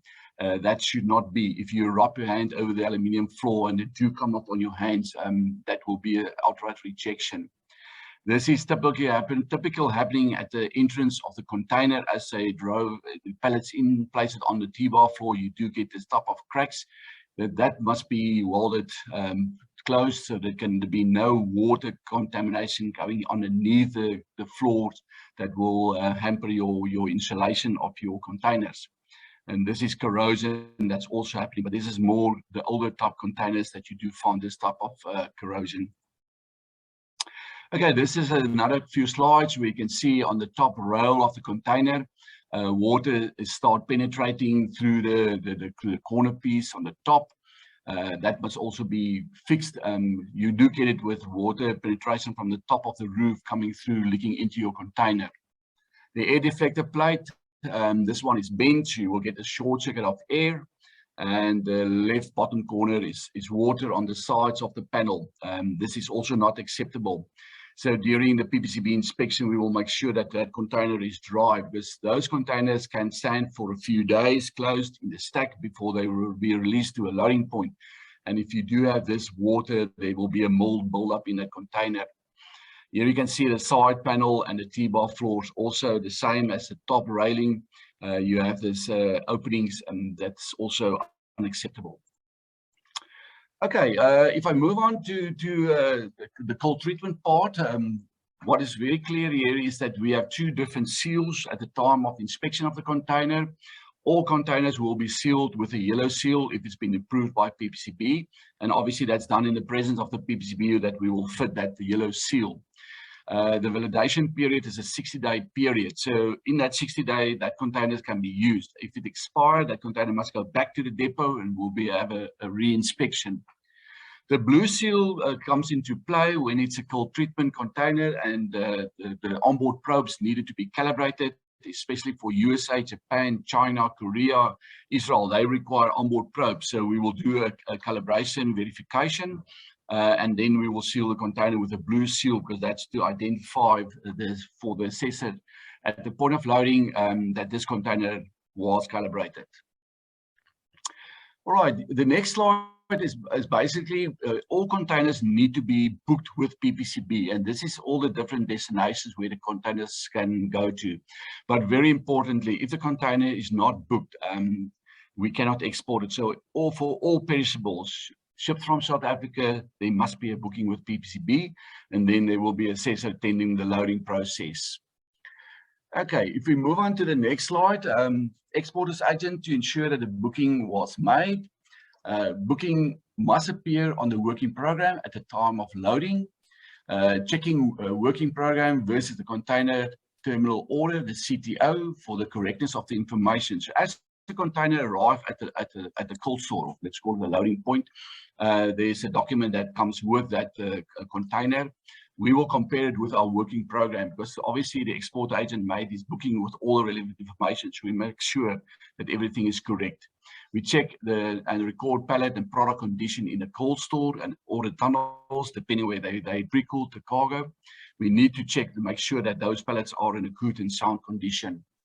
And then we also record the pulp temperature taken inside the cold room and the tunnels. So we do a minimum of 4 pallets per consignment. We can take more if we have a doubt regarding the temperatures, the export temperature for that product, but we work on a minimum of 4. And then we check the container set point and the vent setting, because we need to make sure that the container is set correctly. We need to make sure that the vent setting is correct before we can continue. We also do an external check and then an internal check. The reason for the external check again is because at the time of checking the containers in the depots, they all packed close against each other and we cannot see the sides. So that final check is done at the loading point, and then the loading can commence. Right, a couple of slides. Sorry for that. A couple of slides again from the cold store side. All cold stores must be PPCB approved. So we do an annual inspection, and every time that you load the container, you will visual the cold store just to make sure everything is in place. Temperature will be taken. We use the C22s and the KM22s and the C43s. It's a very accurate instrument that we use to measure the pulp temperatures that we will record on our documentation. Okay, if we move on to the next slide, it's all about the cold treatment. The cold rooms need to prepare that cargo. So if you're going to ship to a special market country, as I already mentioned, you have your bilaterals, you have your directives like your India and your Taiwan, and then you got all your permit countries. The cold store need to prepare that cargo to a certain standard. So when the assessor arrives, the cold room need to present the printouts to the assessor for him to scrutinize. And each country has their own protocols and standards that the cold room have to prepare against. Check and measure the pulp temperature of a minimum of 4 pallets per consignment. So that's very similar to the normal loading. We'll check that 4 just to make sure, and they must obviously correspond with the actual printouts that we received from the cold store. Check and verify if the container was sealed with a PPCB blue seal in the case of using onboard sensors. So that's again, as I previously mentioned, if that blue seal is attached to the container door, then we know the onboard probes has been properly calibrated and verified, and they should be according to the standard of that importing country. And then in the case of the portable recorders, the cold store need to provide a vendor validation certificates per recorder. So there's different requirements. Some countries require 3 onboard probes, 3 portables, and some require only 2. But again, we will receive that validation certificate to say that this recorder can be used. It's still in the validation period. We will check the external and internal condition of the container before we'll commence the loading. Loading time allowed for cold treatment containers for a 12-meter container is 40 minutes. And then obviously, if they make use of a 6-meter, it drops down to 30 minutes. But the majority of the containers is all 12 meters. Then the probes need to be placed correctly into the fruit as per the country's protocol layout description. That is very important. The PPCB assessor will place that center. He will spear the fruit, and then he will bury it within the carton, and he will close up. As he closes the carton, he will place a yellow PPCB inside sticker on that carton just to keep it nice and close. And then it's also for the importing country. As it arrives at the port of entry and they open up the container, it's easily to spot where that sensor is placed when they start removing the pallets out of the container. The container will be closed and sealed with the shipping line seal.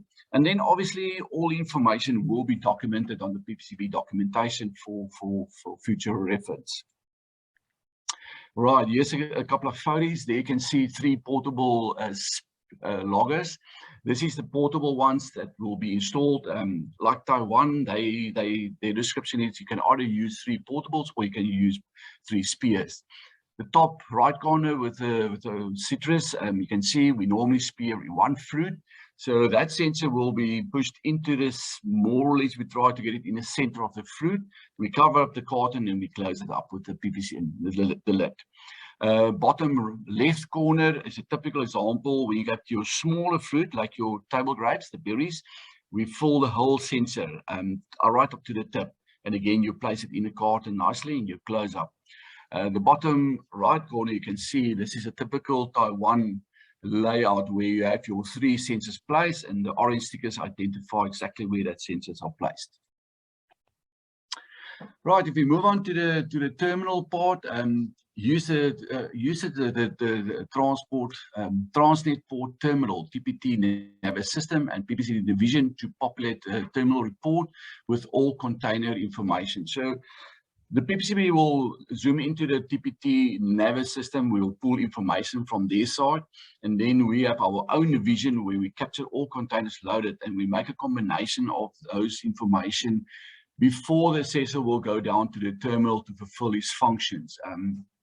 At the terminal, all containers will check it externally, and then obviously they will also check the actual set point of the containers. They will check the DAT, which means the delivery air temperature, RAT, the return air temperatures, and the vent setting. The set point, the delivery and the return air, they can visual from the actual display of the container, and then the vents is a mechanical operation, so you can see it from there, and that will be noted down. So that information must compare with the TPT and the PPCB division information. We will record all data found, and that's very important to document that information. And then we also record all alarms and if there was any non-conformities found during this inspection, the assessor will note that down on his documentation. Back at the office, report all non-conformities to the applicable shipping line. While the assessor is in a port, he will also report it to TPT. But the main thing is back at the office, there will be a proper communication with the shipping line to inform them if the set point is not according to the original booking set point. That's out of protocol, or maybe if the vent was changed during the process from the loading point into the terminal. So this is the function of that assessor while he's in the terminal to check and make sure that those containers still complies to the original booking before it can be exported. The next slide shows you a few photos. There's a typical example of a vent, and you can see on the right corner of the vent, you can see the angle for the setting of the vent, maybe 15 cubics, or it will be set at 30, 45, depending on what it was booked at. On the container, you have electronic display where we can see the actual set point of the container, and also display the delivery or the return air. You can check it on the system and that will be noted. So the assessor have to walk through the terminal, each and every container on his list as a specific address. He will check it according to that, and then obviously information will be verified. Right, now for the temperature movement there need to be a temperature instruction letter issued to the master of the vessel. So how does that work? About 2 minutes. About 2 minutes. Yes, I've got about 3 slides to go. The manifest supplied by the shipping line before estimated departure, the PPCB terminal report to check for the non-conformities. Between these 2 documents, we will generate a temperature instruction letter that will be actually hand delivered to the master. At the same time, we have a receipt form that will also be prepared, which the master must sign that he did receive the temperature instruction letter. The next step will be for the master when he sails to report every morning 8 o'clock. You need to report in an Excel format to PPCB all the container delivery and return temperatures on board his vessel. That will be captured on our PPCB website, and that is obviously available to the exporter agent. Reports received daily from the vessel will be recorded on the website, as well as any communication between PPCB and the shipping line. But that information is now available for the exporter and the agent to check what's happening with his cargo en route to his overseas destination. Again, a few slides. This is a typical manifest. And then we create the temperature instruction letter, and this is when everything is on a PPCB website for the exporter availability. Right, then we say, thank goodness we can depend on PPCB for support. This is just to put some humor in the day. And then that's the end of my presentation. Thank you very much. Thank you, Mr. Chair. Thank you, Bernard. Are there any questions for Bernard regarding the loading of containers? A very important part, because a lot of our insurance depends on that we have proof that it was loaded at the correct temperature and that the conditions were correct. I doubt that there will be questions. It was such a fully complete presentation. I think I'll go over to the next speaker, Tal Berry. Now, Tal is a PhD engineer. He started as a horticulturist and at Stellenbosch, and through his MSc got involved in cartons, and eventually got his PhD under Linus Opara and Sarchi. And at the last year, he was appointed as a CRI researcher. So now from CCS to citrus and engineering. Tal, I'm looking forward to your presentation about looking at cartons and space design in containers. It's a new concept for us, so I'm looking forward to it.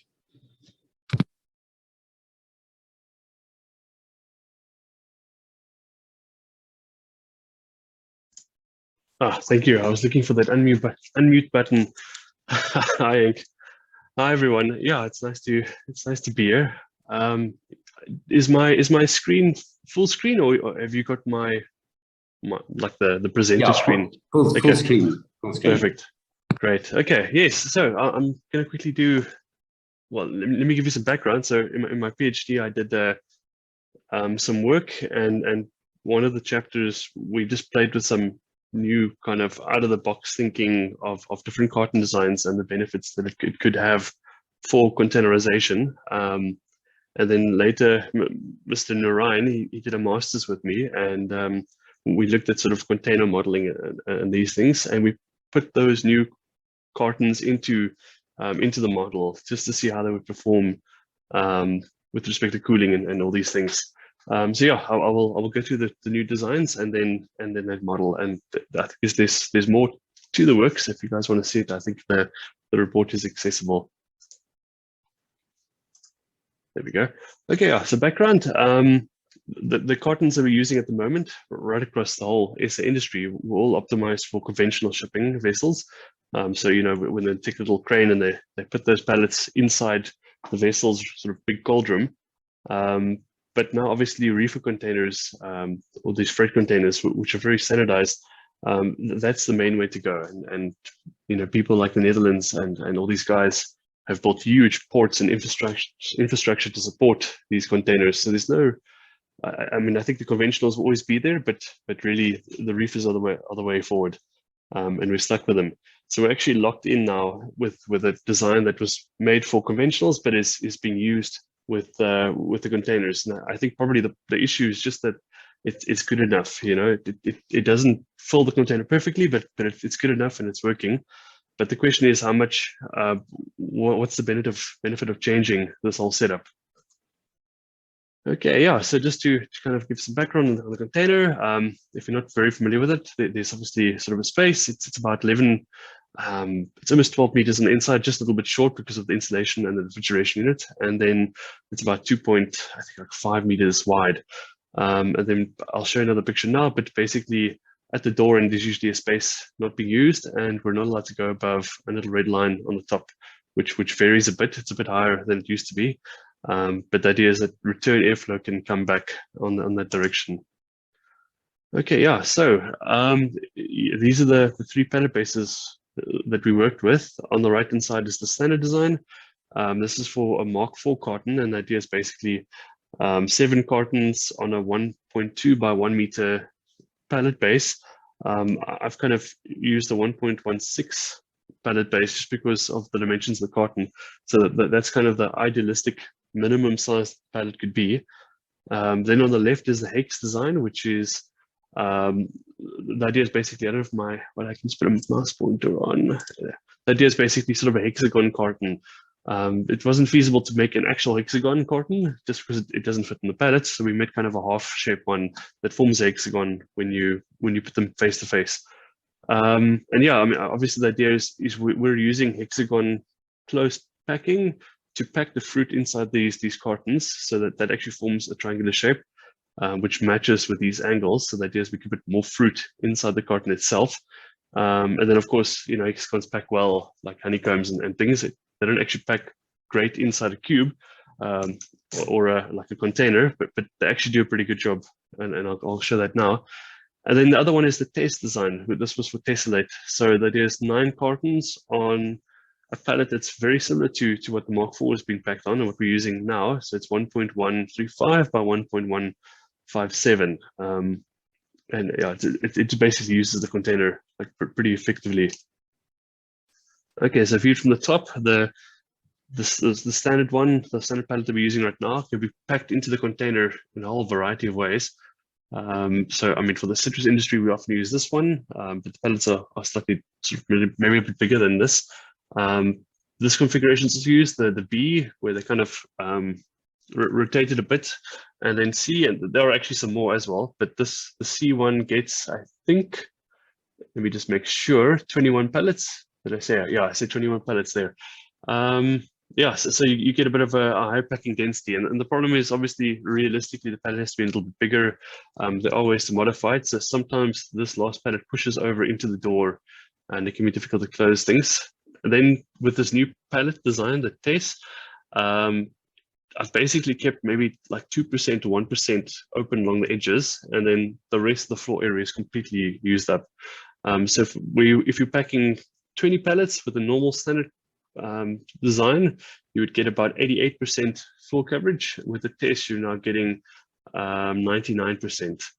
And then with the hex, just because of these little open areas on the side, you're only getting 97, which is still a major improvement over the 88. But yeah, I mean, you're obviously going to lose something here. And just look at the stats now. I haven't actually refreshed myself well here. But yes, that was the thing. The issue here with the test is that you actually have more packaging material with respect to fruit volume. So you have to actually play this dynamic. So, you know, with more packaging material, because of small cartons, I think you would pay more for cartons, but you could probably use a cheaper board. So for the test, it would be now 11% of that whole area would be actually just be packaging, where the much larger hex design would be only 5%. And then with the standard, it's just sitting at about 10%. So it's a dynamic, and I'm not sure cost-wise. I mean, it would have to be done, you know, talking with the packaging manufacturers. But I think there's an interesting dynamic, and each one would have to be worked out. And I think a lot of this work is basically pointing towards a proper cost-benefit analysis right across the whole spectrum. But these are things to think about. And then obviously, I don't know if I went into, but also the height of the carton. You know, it gets a little bit complicated. But with different count sizes and fruit sizes, you get more fruit in the box, and then if you adjust the height a little bit, you get a little bit less packing density for one size, etc. So all these factors play off each other. But the thing to note here is that these designs work quite well, particularly the hex, which has, like I said, less cartons material, but way more fruit capacity to be loaded into the container. Okay, I was talking a little bit now about like the height, but here's the general idea. I try to keep things, you know, they're very different designs, but I try to keep kind of 4 trays per carton, relatively similar heights. And then what else? Yeah, you can kind of see this factor where the fruit pack into the corner quite nicely. Yeah. Yes, that's the other thing I wanted to say. I used this, I called it a multi-vent ventilation design, which was highly effective for forced cooling, and also, yeah, I think a little bit less effective, about the same as what we're currently using for sort of refrigerated cooling. What we did later find out is that putting the vents on the edge actually function really well for boxes packed with liner bags, for both forced cooling and for refrigerated freight containers. Okay, yeah, so here's some more stats. So if you're using sort of a standard container carton, my calculations showed about 16.9, which is under spec. Usually they pack these things quite densely, and they go a little bit over 18. But yeah, just as that being a benchmark, with the test you would get about 14 kilograms, and then the hex 21.3. So probably all of them would increase a little bit. And I just worked it out basically on a 45% packing density approach. Okay, yeah, so looking at now vertical cooling, this was just to model. This is from sort of before the container modeling idea. We tested sort of airflow resistance. We worked out all the curves and how porous the structure is, and then we worked out sort of cooling performance. So as cold air moves from the bottom to the top, past all these trays, and we just made a sort of a comparison. And this was all done in CFD, and here's the results. This graph is a little bit complicated, but basically the idea is just to compare how long it takes to cool sort of like fruit per ton versus how much energy you would be required to put into it. So, and this is for forced cooling, and this is for on the right hand side reefer containers. And basically what we're showing is not a huge difference for the forced cooling, but in general the test was using, let me just work this out now, yeah, a little bit more energy actually, and basically that was just because there's more packaging inside the pallet, and then the hex and the standard designs were relatively the same. So again, less packaging then also relates to faster cooling rates. Okay, yeah. So then taking all this work, obviously this is a little bit simplified, and we're just looking at perfectly horizontal airflow or perfectly vertical airflow. We wanted to take it one step further, and we kind of have all these parameters now for packing density, and we're showing it's performing a lot better. We've placed it into a reefer container model, and the idea is basically just to see, if we have a better design, can we get better ambient cooling or dual temperature applications or whatever you want to do. Okay, so here's the results, and they're actually quite significant. The top three are what we're using at the moment, and what you can see is that the airflow rates near the door end of the container are extremely low. So below 0.01 or around there, whereas as you would expect, the airflow rates at the refrigeration unit are quite high, so up to 7 times higher. And then when you load the container fully with the hex and test designs, it's just you're not getting these huge open areas for airflow to escape, and the result is a way more homogeneous and uniform airflow distribution through the system. So it's definitely the way to go. I mean, particularly the test, which is really using almost all the floor area. It's pretty uniform. So I think for concerns like chilling injury, where you may be seeing it more at the refrigeration unit, you're getting less of that, and you're getting less warm areas at the door end, where maybe your respiration rates are running out of control. So there's two major quality benefits to them. Just looking at the airflow sort of what do you call it? So the directions through the container, which is actually quite important. What we saw is that, yeah, obviously airflow can flow more easily through the cartons horizontally than vertically, just because of the presence of the trays, and that's exactly what happens to the container. Ideally, we want very vertical airflow, but with the standard designs, we're getting quite strong horizontal airflow. So basically, airflow runs along the floor, reaches a sort of an open area, and then gradually kind of returns. So it's always just coming up and then returning back left into the refrigeration unit. And then what's nice about the hex and the test designs is that because the whole floor is covered, we're getting less of this, so a more vertical trend, and that's great because we don't want our airflow to go into the system or into the pallets and then stay there, because obviously it's going to absorb some heat from the fruit, and then it's not going to do anything else. You want it to enter the pallet and then exit as quickly as possible so that you have a high exchange rate. Okay, so this is just basically the same thing. So if we took this pallet now and we just drew a line right through both rows, you would get this graph. So this is the left row and this is the right row. And then it's basically saying the same thing. With the standard designs, you get this very rapid drop off in flow rates, near to zero towards the door end. And then with the hex and test, it's relatively uniform. Yeah, I'm sure yes, I did. Okay, so just some conclusions. Higher packing densities are very possible with a new design, and cooling performance can be greatly greatly improved with another design. So there's actually quite a lot of scope for using something different. And I don't think the study is saying that one of those two designs have to be used, but it's just showing that with a different design, following those design concepts, it could be achieved. Okay, so I think another important factor is that the containers are, they're not all the same, but they're relatively standardized. So we can't go to the shipping lines and tell them build us a different container. They are what they are. And in light of that, what would be the ventilation requirements of our pallets, or the vent holes and all the stuff? Or how much porosity do we want in the pallets to actually utilize the containers effectively? So we also looked at this factor. This graph is just showing kind of the resistance of what's being used currently. But here we played with basically a whole bunch of airflow resistances in the pallets, because you can obviously set it with CFD.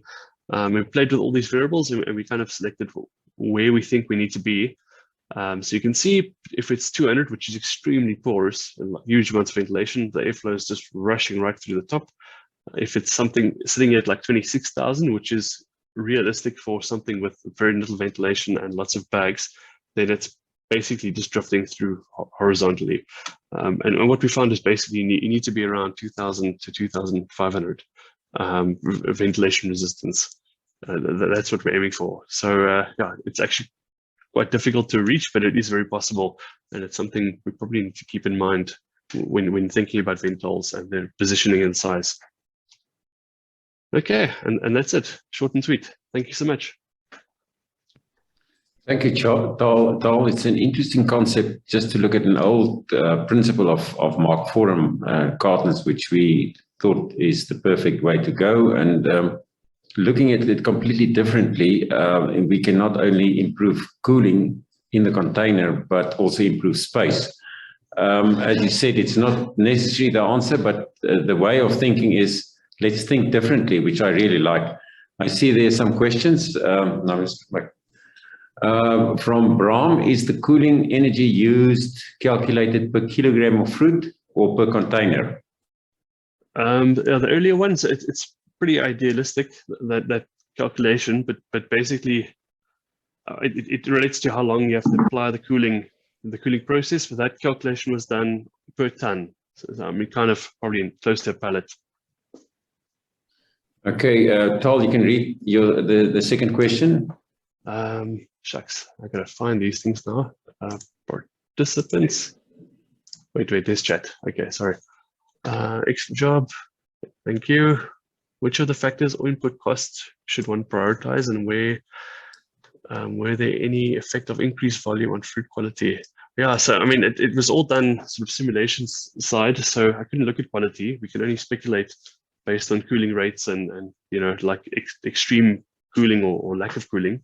So I think for you know, the climacteric fruit, probably there's big benefits to uniform cooling and controlling that better.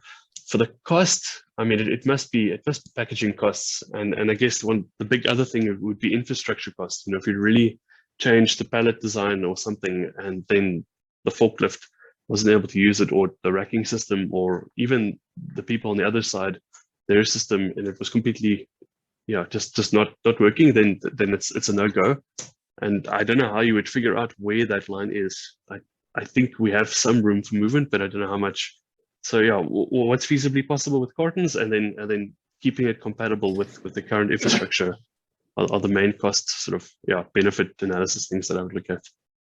I think it's one. It can't be which is the biggest one. It depends on season, because with the massive increases in shipping costs and the increases in paper costs, this is a very tight line that one has to walk to see which one is the most important, because one can be more important the one season than the other.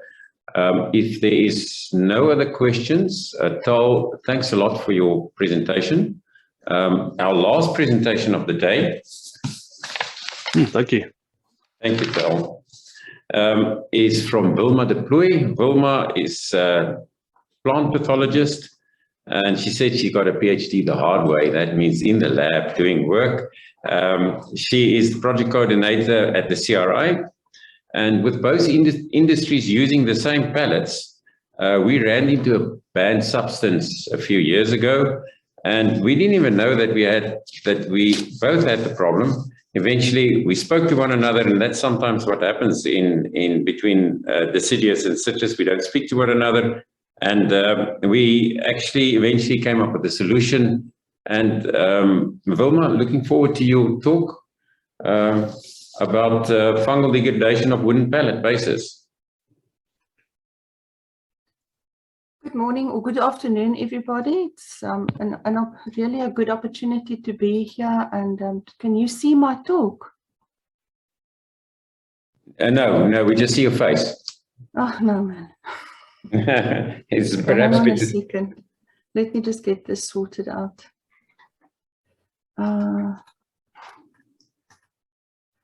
Okay.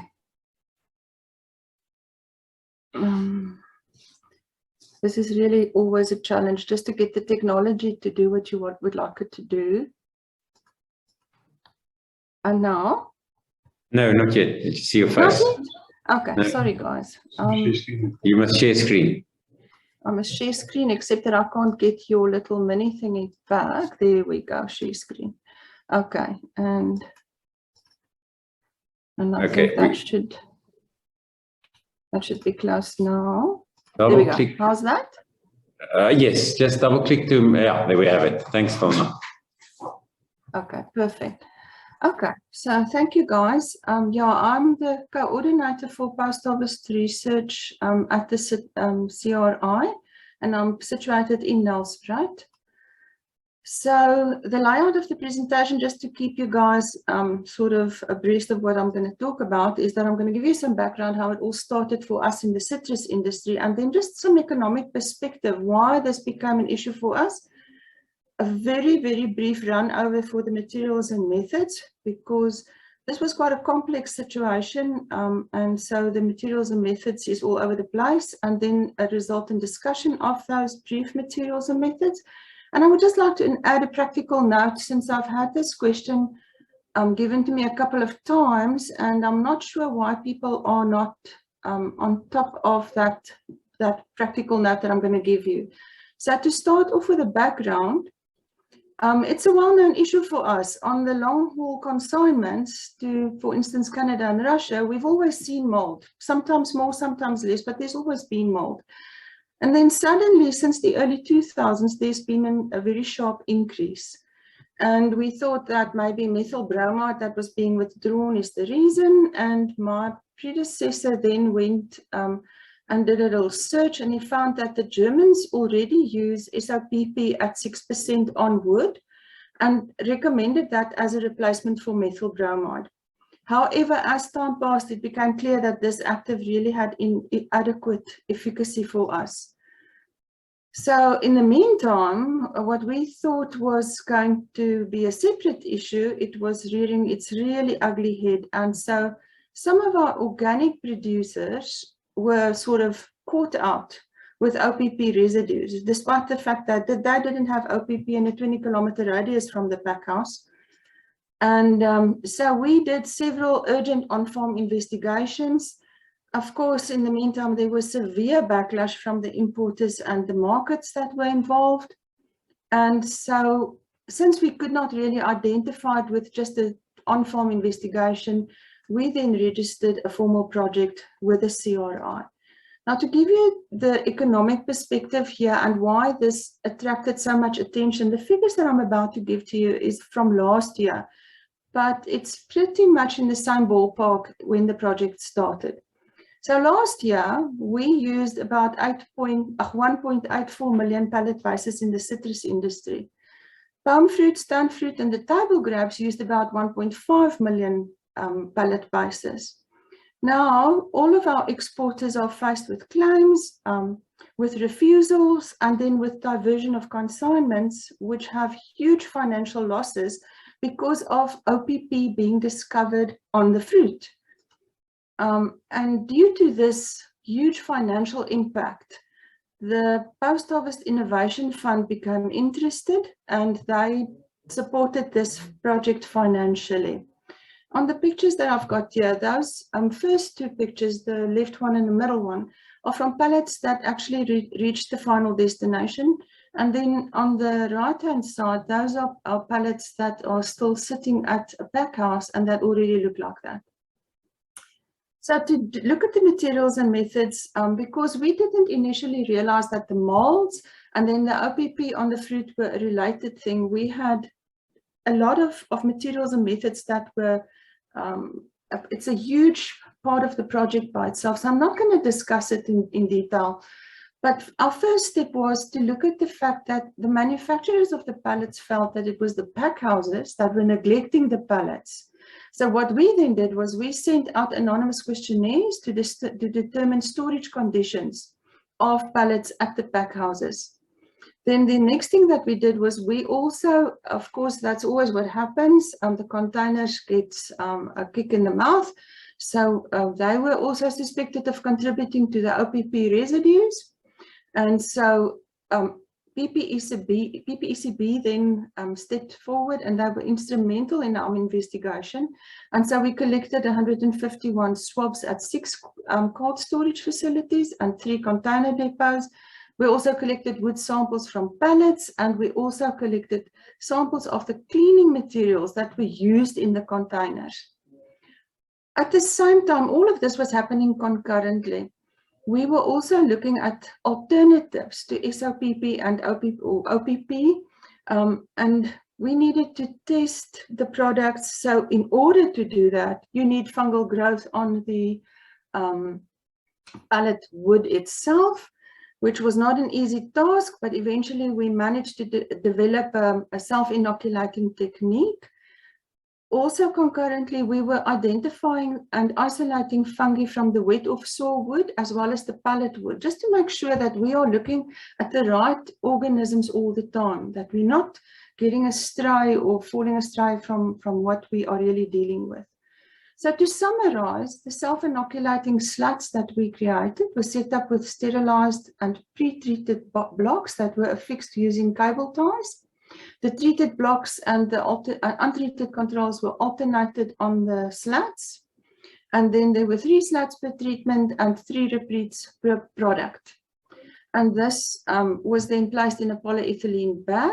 We added some water to increase the humidity in those bags, and then we placed it in a rather hot environment for up to 30 days, even a little longer in some instances, where we thought the product might have a chance of breakthrough.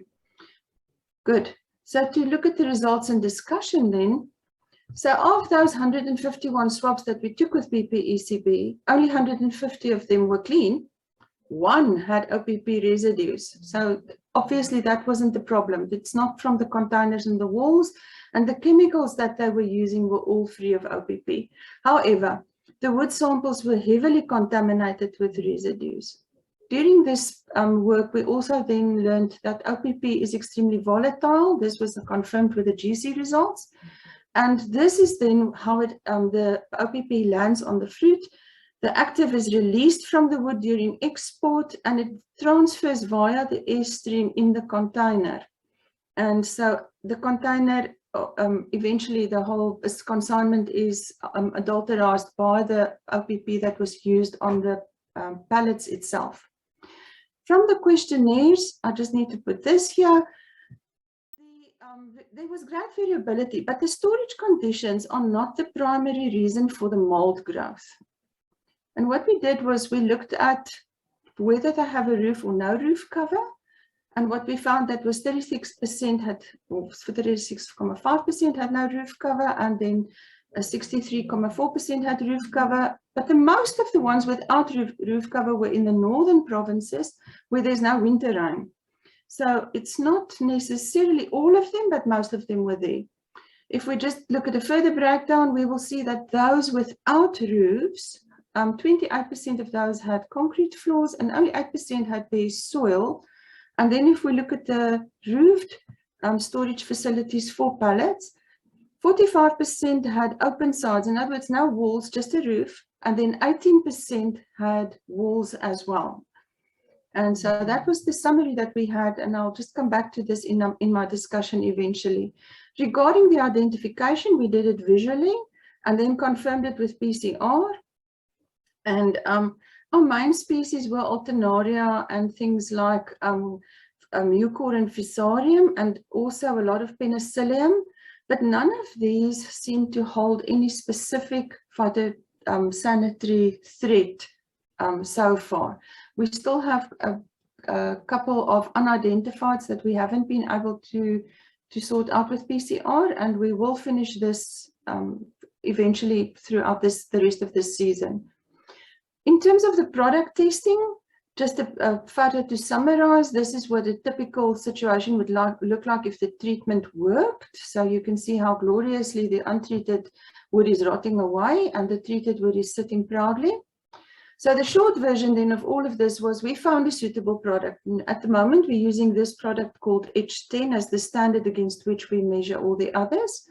This product has low volatiles, it disperses within a few days, and it has no residue issues. It has excellent wood penetration, which is quite important in terms of the protection it affords the wood. It creates a barrier which the fungi cannot cross, either in or out. And then this wood treatment is environmentally friendly because it allows the recycling of pallets. People use pallets for all kinds of things downstream after they've been used for their primary objective. And then lastly, the product does not contaminate the wastewater that emanates from the lumber yards. There is a downside. It is not as cheap as SOPP or OPP then.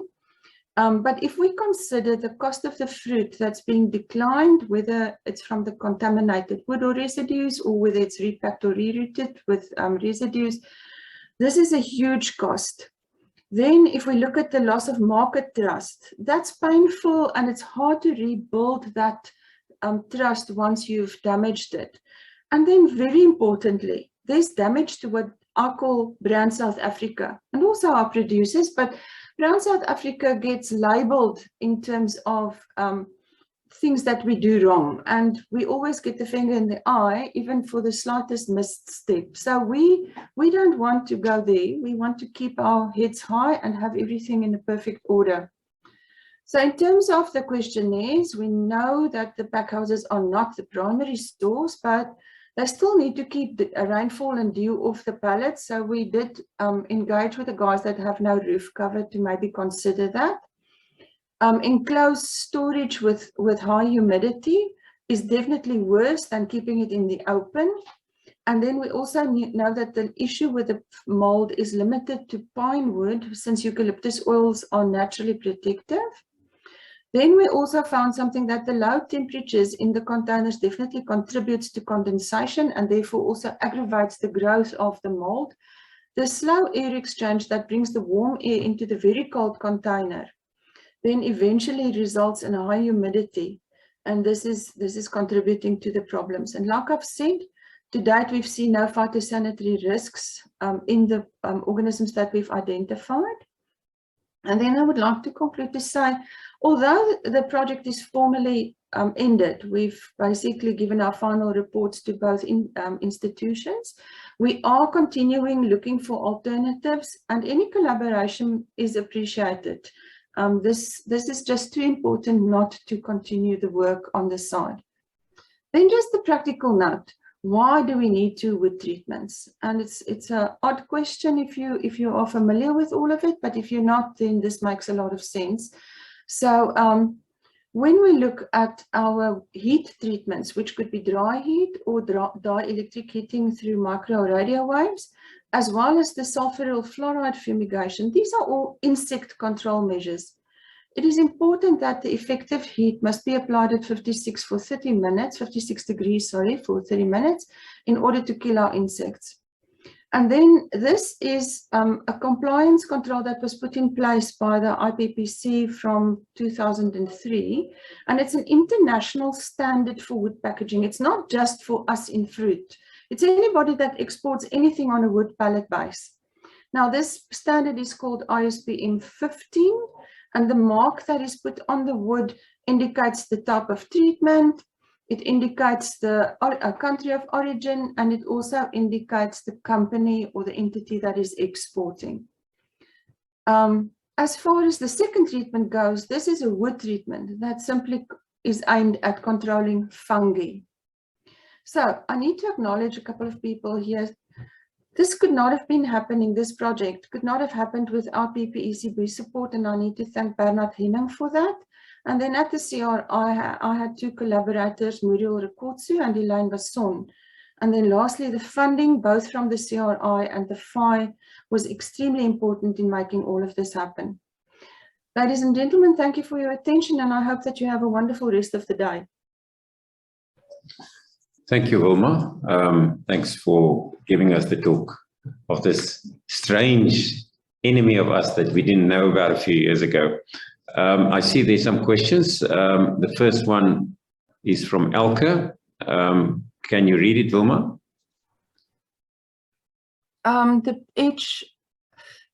Yes, it can be used for the bins, for the wooden bins. Elke, they have been working with this product to see if it can actually also at the same time assist in stripping out thiobendazole from the wooden bins that you guys use in the apple industry. There's no problem with the treated bins when there's direct contact with the fruit, because like I said, the active goes away naturally in about 6 or 7 days. Something from a person in the field. I've already this last season. There's still some pallet suppliers that still use SOPP. So people that buy pallets, please make sure that your pallet supplier does not use it, because you will get contamination. And SOPP on deciduous fruit is a banned substance. Therefore, the product will be diverted or dumped. Let me see, there's a question from Yaku. Does the pallet manufacturers know about H10? Yaku, they do, and it's something that we really have to work hard on in terms of getting them to accept the product is slightly more expensive. It does add a bit to the pallet cost, so there's a lot of resistance. Pallet manufacturers are really not an easy bunch of people to work with. There's no single standard for operating procedure in terms of how the wood treatment is applied. And that makes it very difficult for the product developer to find a middle ground to sort of suit everybody. But the pallet manufacturers have been made aware of the existence of an alternative, and they by now should be doing their best to implement it in their manufacturing processes. Okay, hopefully the deciduous pallet manufacturers also know about that, because as I said in the beginning, it seems that there are two industries work on different planets in South Africa. I think it is important that we let our pallet manufacturers also know about this.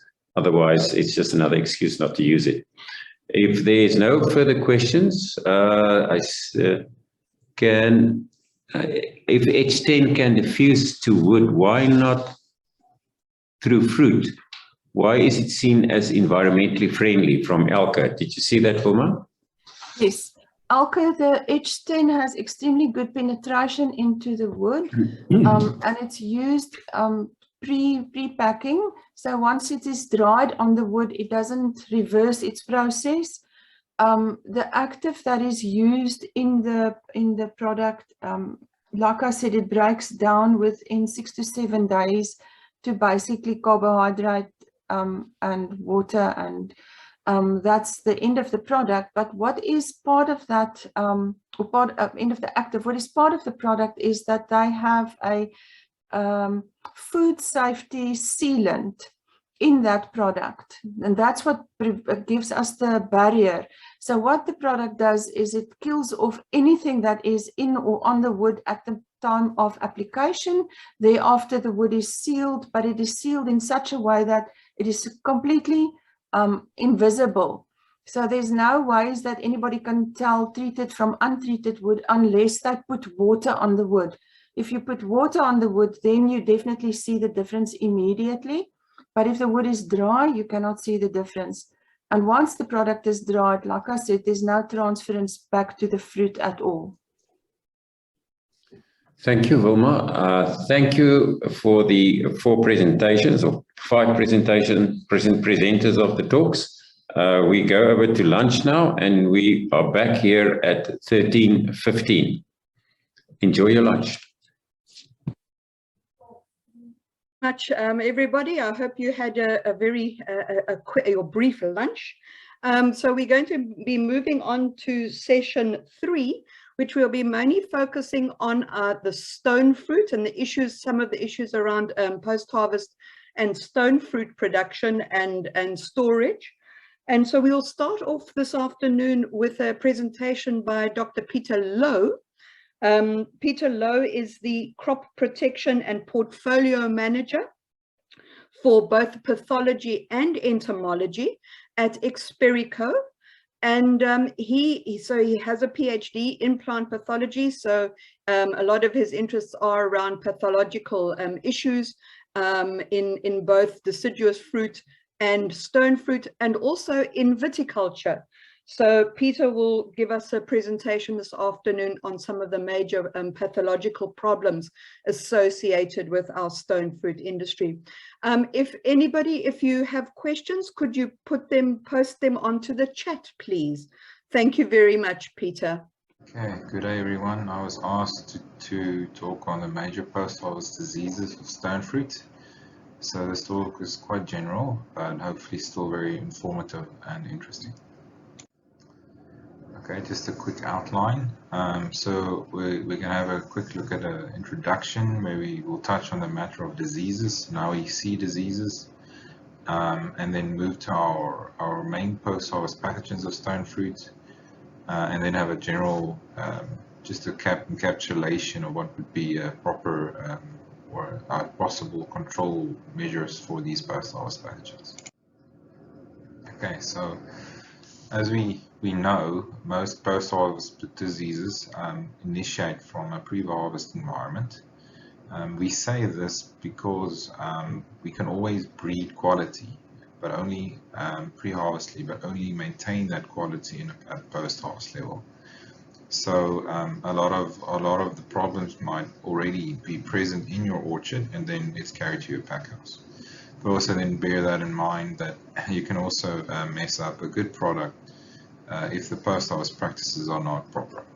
This very much speaks towards how handling is taking place in the cold storage and the chain thereafter.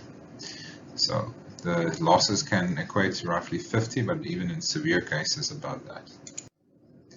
Okay, so just looking for introduction's sake at what do we see the disease is. I tend to move towards this because most people think that of a disease is just something caused by a pathogen. This is, however, not the case. There's always more than one factor involved, and the basis of this always forms with the pathogen being one, the host the other, and the environment another one. Obviously, this is quite a simple depiction, but each of these factors have multiple facets to bring in the complexity of this phenomenon that would be a disease. When you look at the pathogen, the inoculum and the genetic diversity and dissemination of the pathogen tends to be quite crucial items when it comes to causing disease and contributing to the severity of a disease and the spread thereof. The next one is the host. So the host tends to look at a lot at the age of the host, and then obviously our health and the possible resistance it can have towards certain pathogens. And then the other one is obviously environment. So the main factors of the environment is always moisture and temperature, although wind and light also plays quite a crucial role. The reason why we highlight temperature and moisture so much is that most, especially post-harvest pathogens, tend to be fungi, and they tend to be very dependent on your warm, humid environments to germinate, infect, and grow. So the more ideal such an environment is for the pathogen, the higher the chances of disease taking place, and also the disease also have the ability to be more severe. So, but it doesn't only stop there. There are actually two more factors involved. One being your grower or your biotic environment. In this case, I think if we look at biocontrol agents or disease complexes, you always have other organisms involved in that infection. In the sense of a virus, for instance, a lot of cases you have a vector involved. And then time being something that's unavoidable, but also quite crucial when you want to prevent and reduce disease on your crops. Okay, so just a quick look into your disease cycle. So this is quite a summarized version of the disease cycle, but still quite extensive for this talk. So I'm just going to highlight 3 areas. The one being the primary inoculum and the dissemination thereof. So this is always where disease starts. Once that inoculum, whether it be spores or mycelia, is spread towards the host and it reaches the host, there's always the potential of it then infecting if the environment permits it. And once your infection takes place and your pathogen can start spreading, you look at your growth and reproduction obviously speaking towards new inoculum either for the same season or for your coming season if it's able to overwinter. So looking at the disease cycle, we should consider the many ways where we can actually exercise control to interrupt this cycle and then obviously thereby reducing or limiting disease. Okay. So moving to what we really want to touch today, and that is the main post-harvest pathogens. So there are obviously quite a diverse type of pathogens that can affect your crop. But obviously, like I mentioned earlier, fungi being the primary one and one we want to focus on. This is not just with plant pathology and with fruit, but even more so when we deal with post-harvest pathogens. Okay, so I basically have got 5 groups here, although that middle one I do mention 2 because they're quite similar in appearance in the type of rot they cause. So the first one would be your monolinia, and monolinia definitely being your most problematic post-harvest pathogen to stone fruit. Thereafter, you have your botrytis, which produces your grain mold. And then your mucor rot or your rhizopus rot that are quite similar in appearance, which grows quite high density and then producing your black spores. And then thereafter your penicillin. I'm going to look at your blue mold causing pathogen, your penicillin, and then lastly Daltonuria. Okay, so this is probably, if you're a stone fruit producer, this is probably a site you've seen before. So this is, like I mentioned before, your primary or most important post-harvest pathogen of stone fruit. And obviously these infections or losses even start before the fruit have been harvested. So it can start on your trees, even much earlier where it can start as a blossom or twig infections. Okay, looking into the disease cycle here, if you have spores that can overwinter, so a lot of times this pathogen overwinters in mummies. So mummies are infected fruit that are not removed the previous season. So when that pathogen infects that fruit and it overwinters, that state where it is in allows it to overwinter and survive quite severe environmental conditions, and that becomes your new inoculum for your new season. So even with this, these spores can produce new conidia in the new season. That's just asexual reproduction to produce quite a lot of spores very quickly, or mating can take place there where you develop new genetic variants.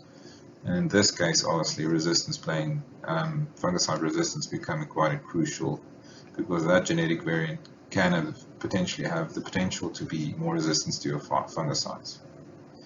So the first infections is always your blossom infections. In this case, your pathogen can actually grow on those blossoms and already produce new inoculum very close to where the fruit will develop.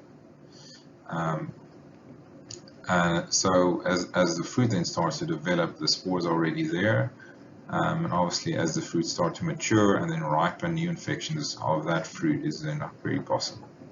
So as fruit ripen, it always increases susceptibility. So the chance of infection and decay developing is very high the riper the fruit is. So the closer you get to harvest, the higher your risk.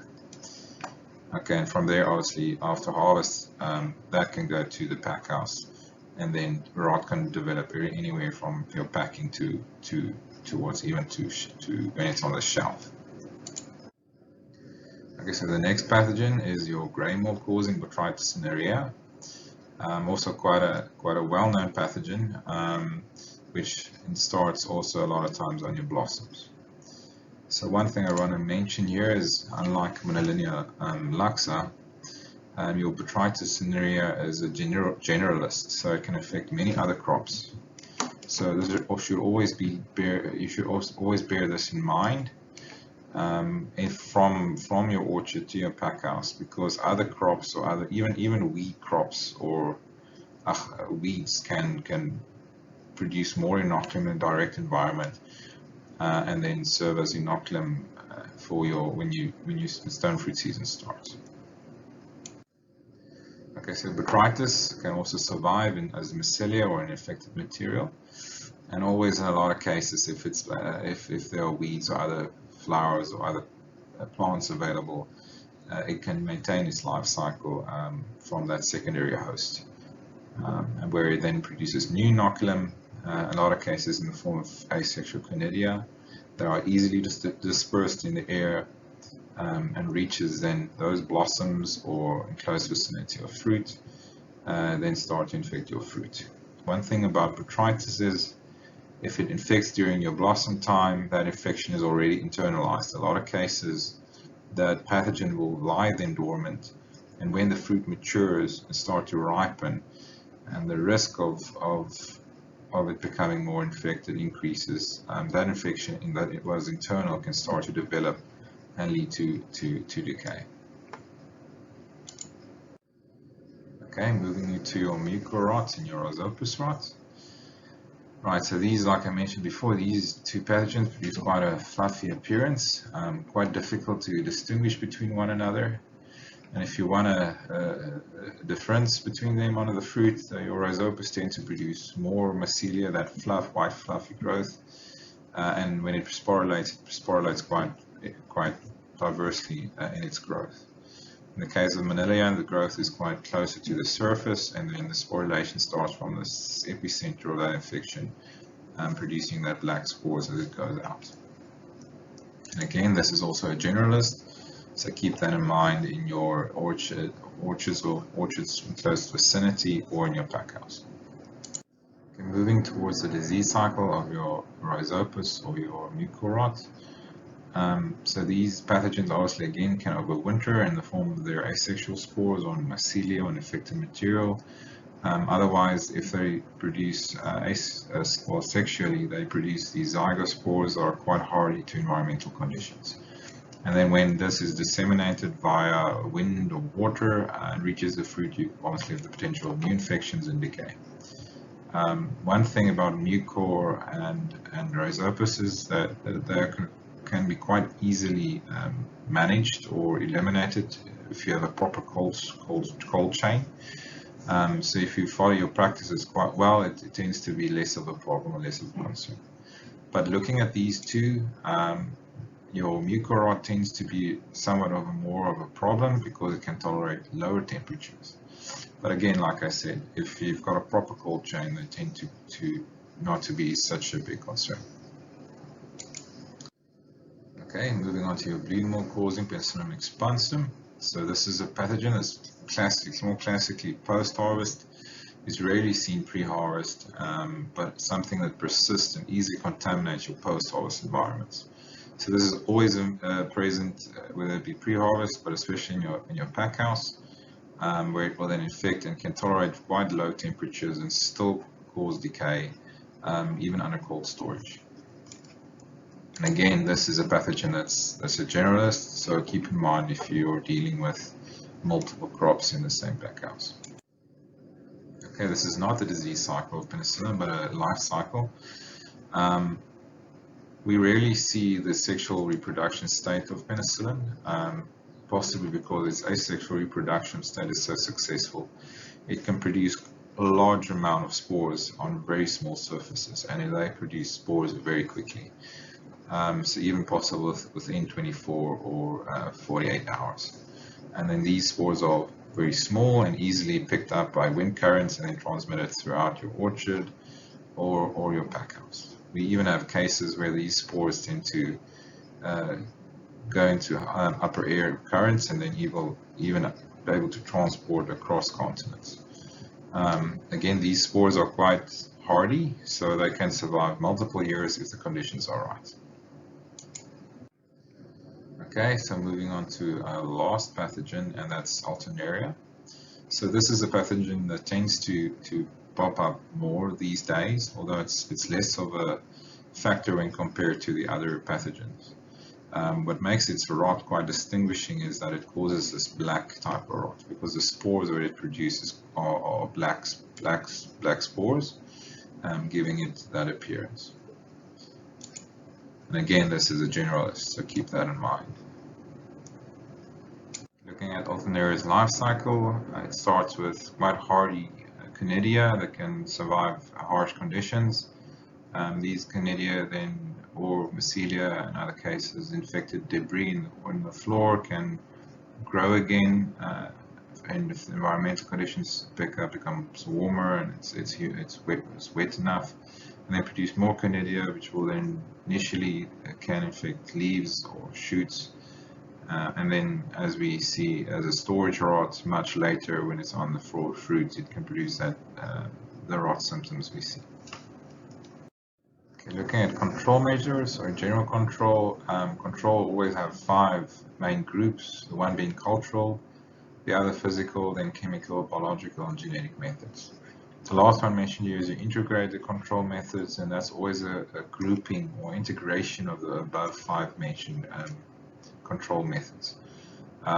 Example of cultural methods would be something that would be sanitation, for instance, or if it's pre-harvest, would be tilling or pruning practices, items like that. The physical control methods would be anything like that would include temperature control, your UV control, radiation type of methods, control methods, and obviously your chemicals always being either sanitizers or fungicides.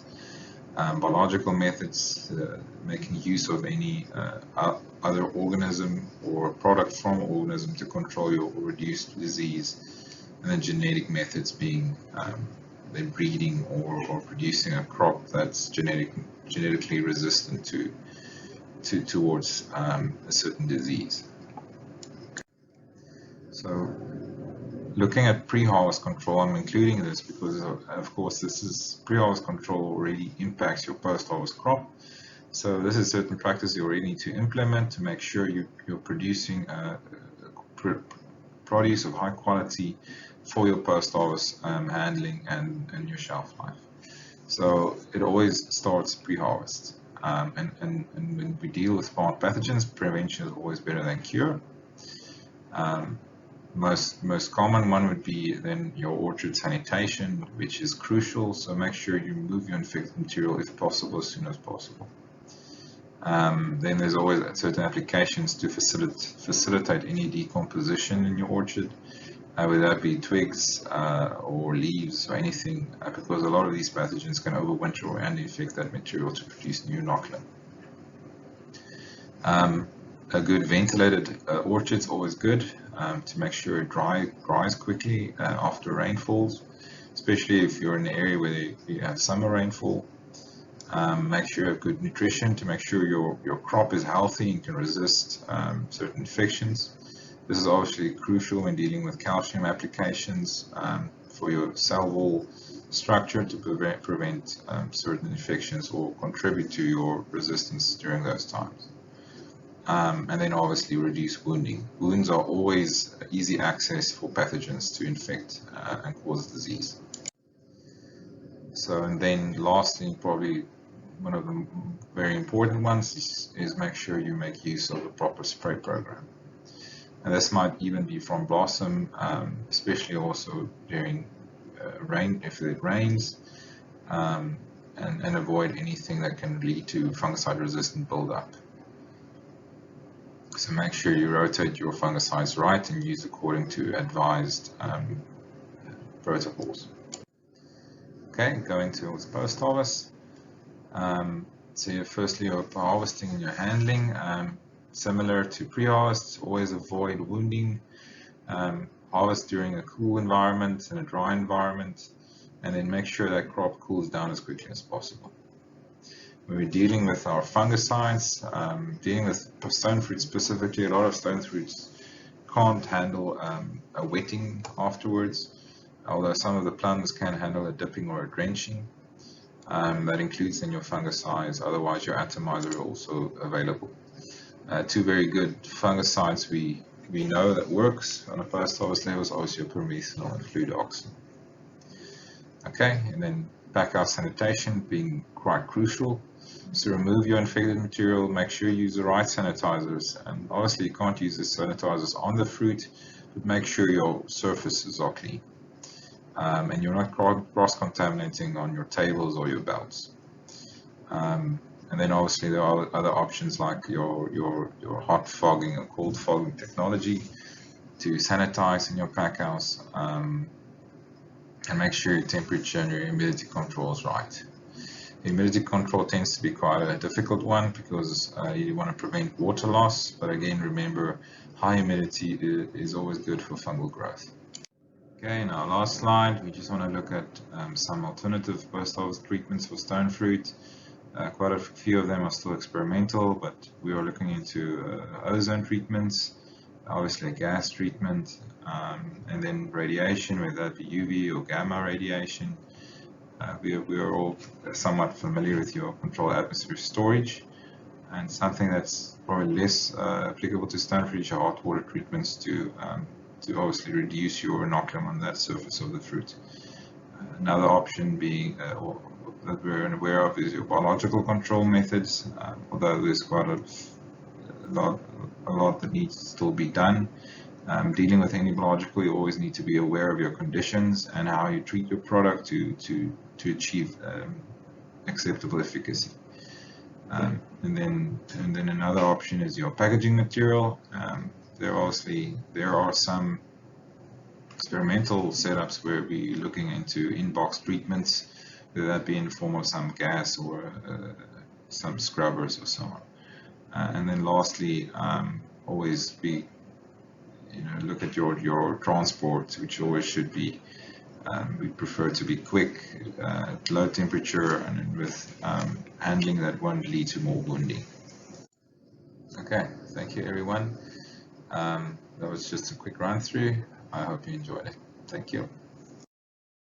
Is Dr. Wouter Schroeder, and he's going to be talking to us about a really important aspect of post-harvest disease management, and that is the one regarding a fungicide, the use of fungicides and fungicide resistance, and issues around MRLs and stone fruit. So if I could then ask Dr. Wouter Schroeder to open his talk, I'd appreciate that.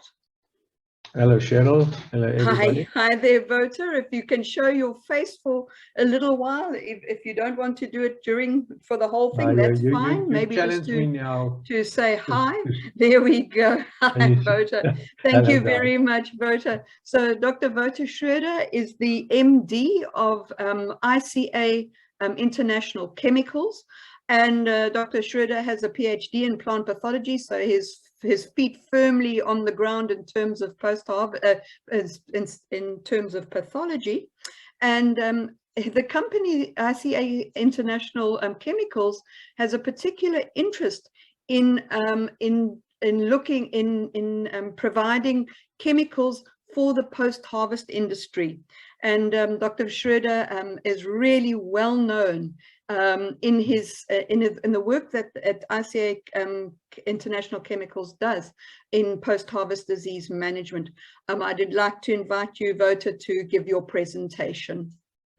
Your slides are up, looking good. All right, so you can see the presentation clearly? Yes, I do. Right, let's go. The topic: stone fruit post-harvest decay, fungicide resistance management, and the MLL export tolerances. So the aim of the talk is to list the relevant South African registered active ingredient fungicides for this specific use for post-harvest on stone fruit. and then look at the export MLLs of these active ingredients, and then lastly talk about some resistance management strategies for the products that are available. Now, Peter have actually discussed this, so I'm just going to quickly go through this. But when we talk about post-harvest decay in stone fruit, we're not only looking at control measures at a post-harvest period or stage after harvest. For this pathogens, mainly botrytis and brown rot I'm referring to now, are required a holistic approach, because you have a blossom blight infection of both these pathogens, twig infections that produce inoculum that at the end of the day result in the fruit infections in the field, and the fruits that are then infected sporulate again and infect more fruit in the orchard. And all these inoculum is then passed on to the fruit surface in the pack houses, which relate then in the infection at harvest and packing and storage. So if you want to look at the chemical control of grey mold and brown rot, one have to consider the inoculum increase over the growing season, and that need to be managed to have an effective post-harvest control. Maybe to illustrate that a little bit better, I tried to put this slide together myself. I think people can see that. It's not that the younger guys who have all these abilities. But in the top half, we look at the pre-harvest fungicide target. The pre-harvest fungicide target is then to prevent infections before harvest occurring in the orchard. And that will then prevent and control fruit decay in the orchard, and then also, of course, latent infections. The post-harvest fungicide target is to address infections occurring during and after harvest, which then relate to the post-harvest fruit decay in storage and transport and in the market, which we see. And depending on the active ingredient used, also try to prevent or limit the latent infections that are coming from the field. Latent infections refer to infection that happened without disease expression during the orchard. That fruit come then into the pack house, and then later that the infection is proceeding and then realize in a lesion or decay. Okay, if we look at the list of the relevant South African registered active ingredients, the fungicides, I've just used Agri-Intel and look at all the various products registered. And the first column is alphabetically all the products registered in South Africa. And then the next column indicate the pathogens according to their label claims, which they will control. You will notice all of them are basically registered against Molinia, and then some will include botrytis, and then there's some with Rhizopus.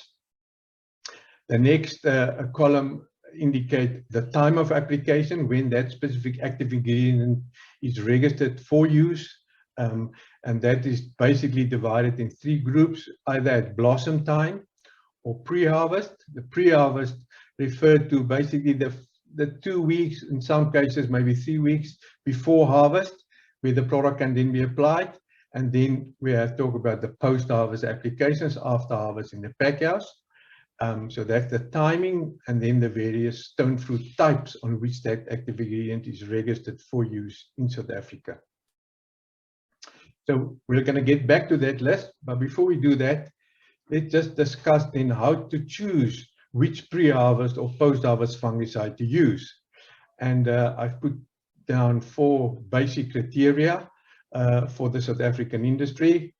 The very first one, which everybody knows and are well familiar with, is that the product must be registered in South Africa for that on that specific crop for the specific pathogen or disease. And it's important to note, and I just put in there, it's important to note that all that fungicides which are registered is not necessarily registered for all the post-harvest diseases. It may be only 1 or 2.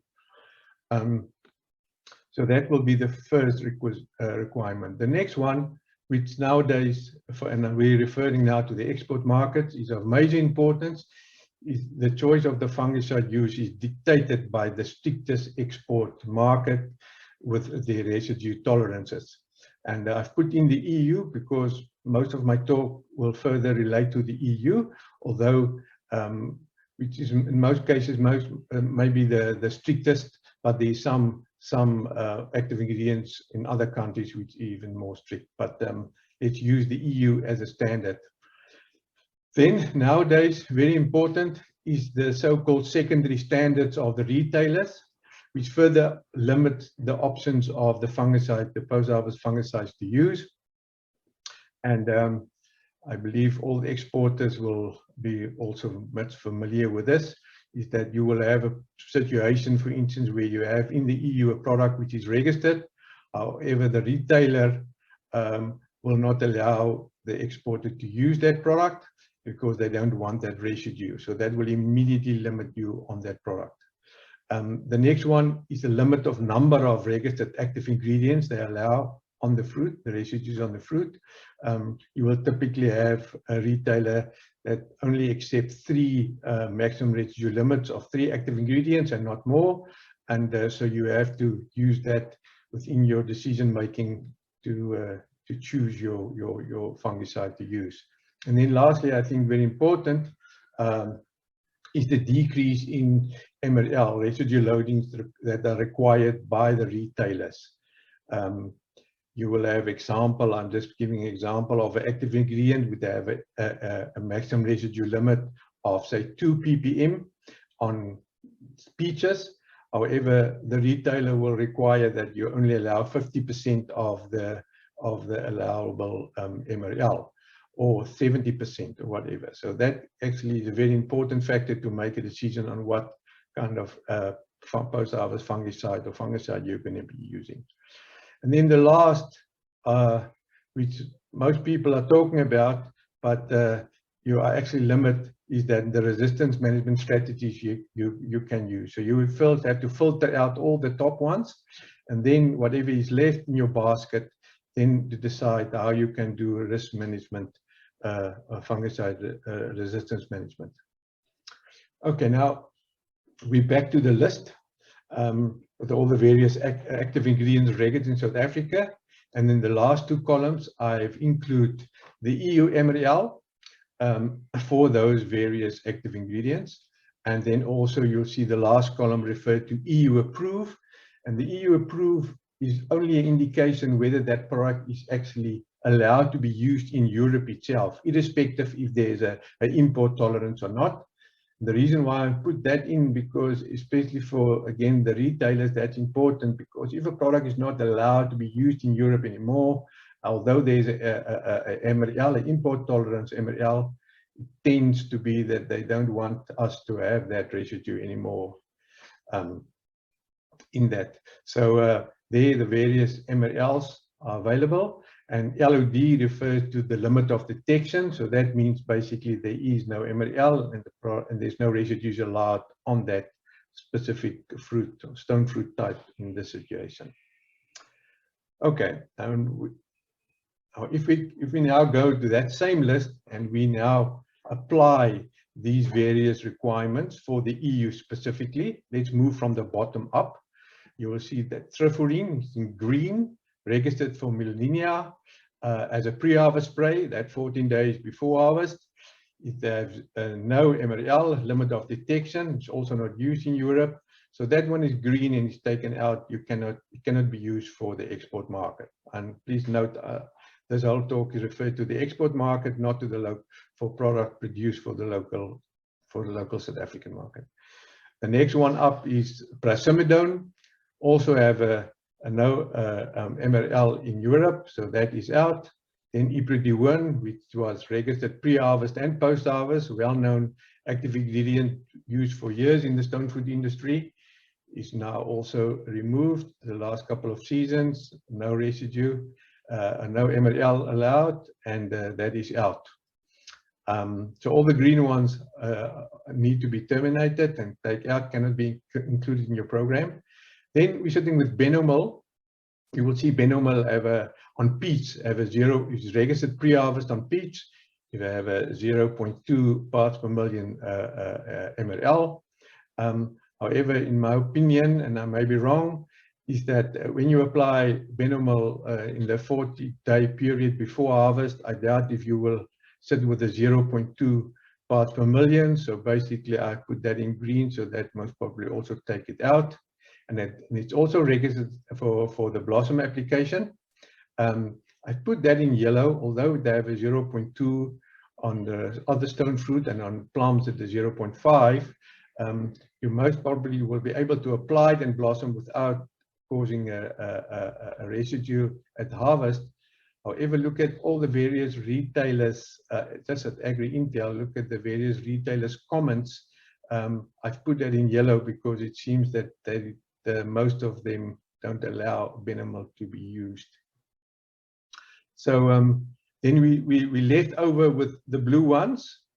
And on the next slide, you can see I tried then to sort them with all the ones that can be applied during blossom. Top ones, we're sitting with 5 active ingredients possible. And then at pre-harvest period, before harvest, we're sitting with 4 products. And with as a post-harvest treatment, we're sitting only with 1 fungicide, active ingredient, fluoroxanil left over. So before we discuss the potential resistance management which we can do with that,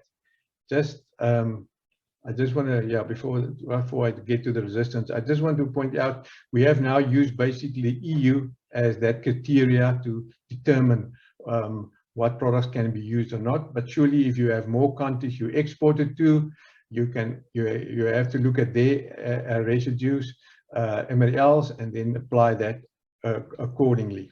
Okay, but I'm going to stick with the EU as a standard for the moment.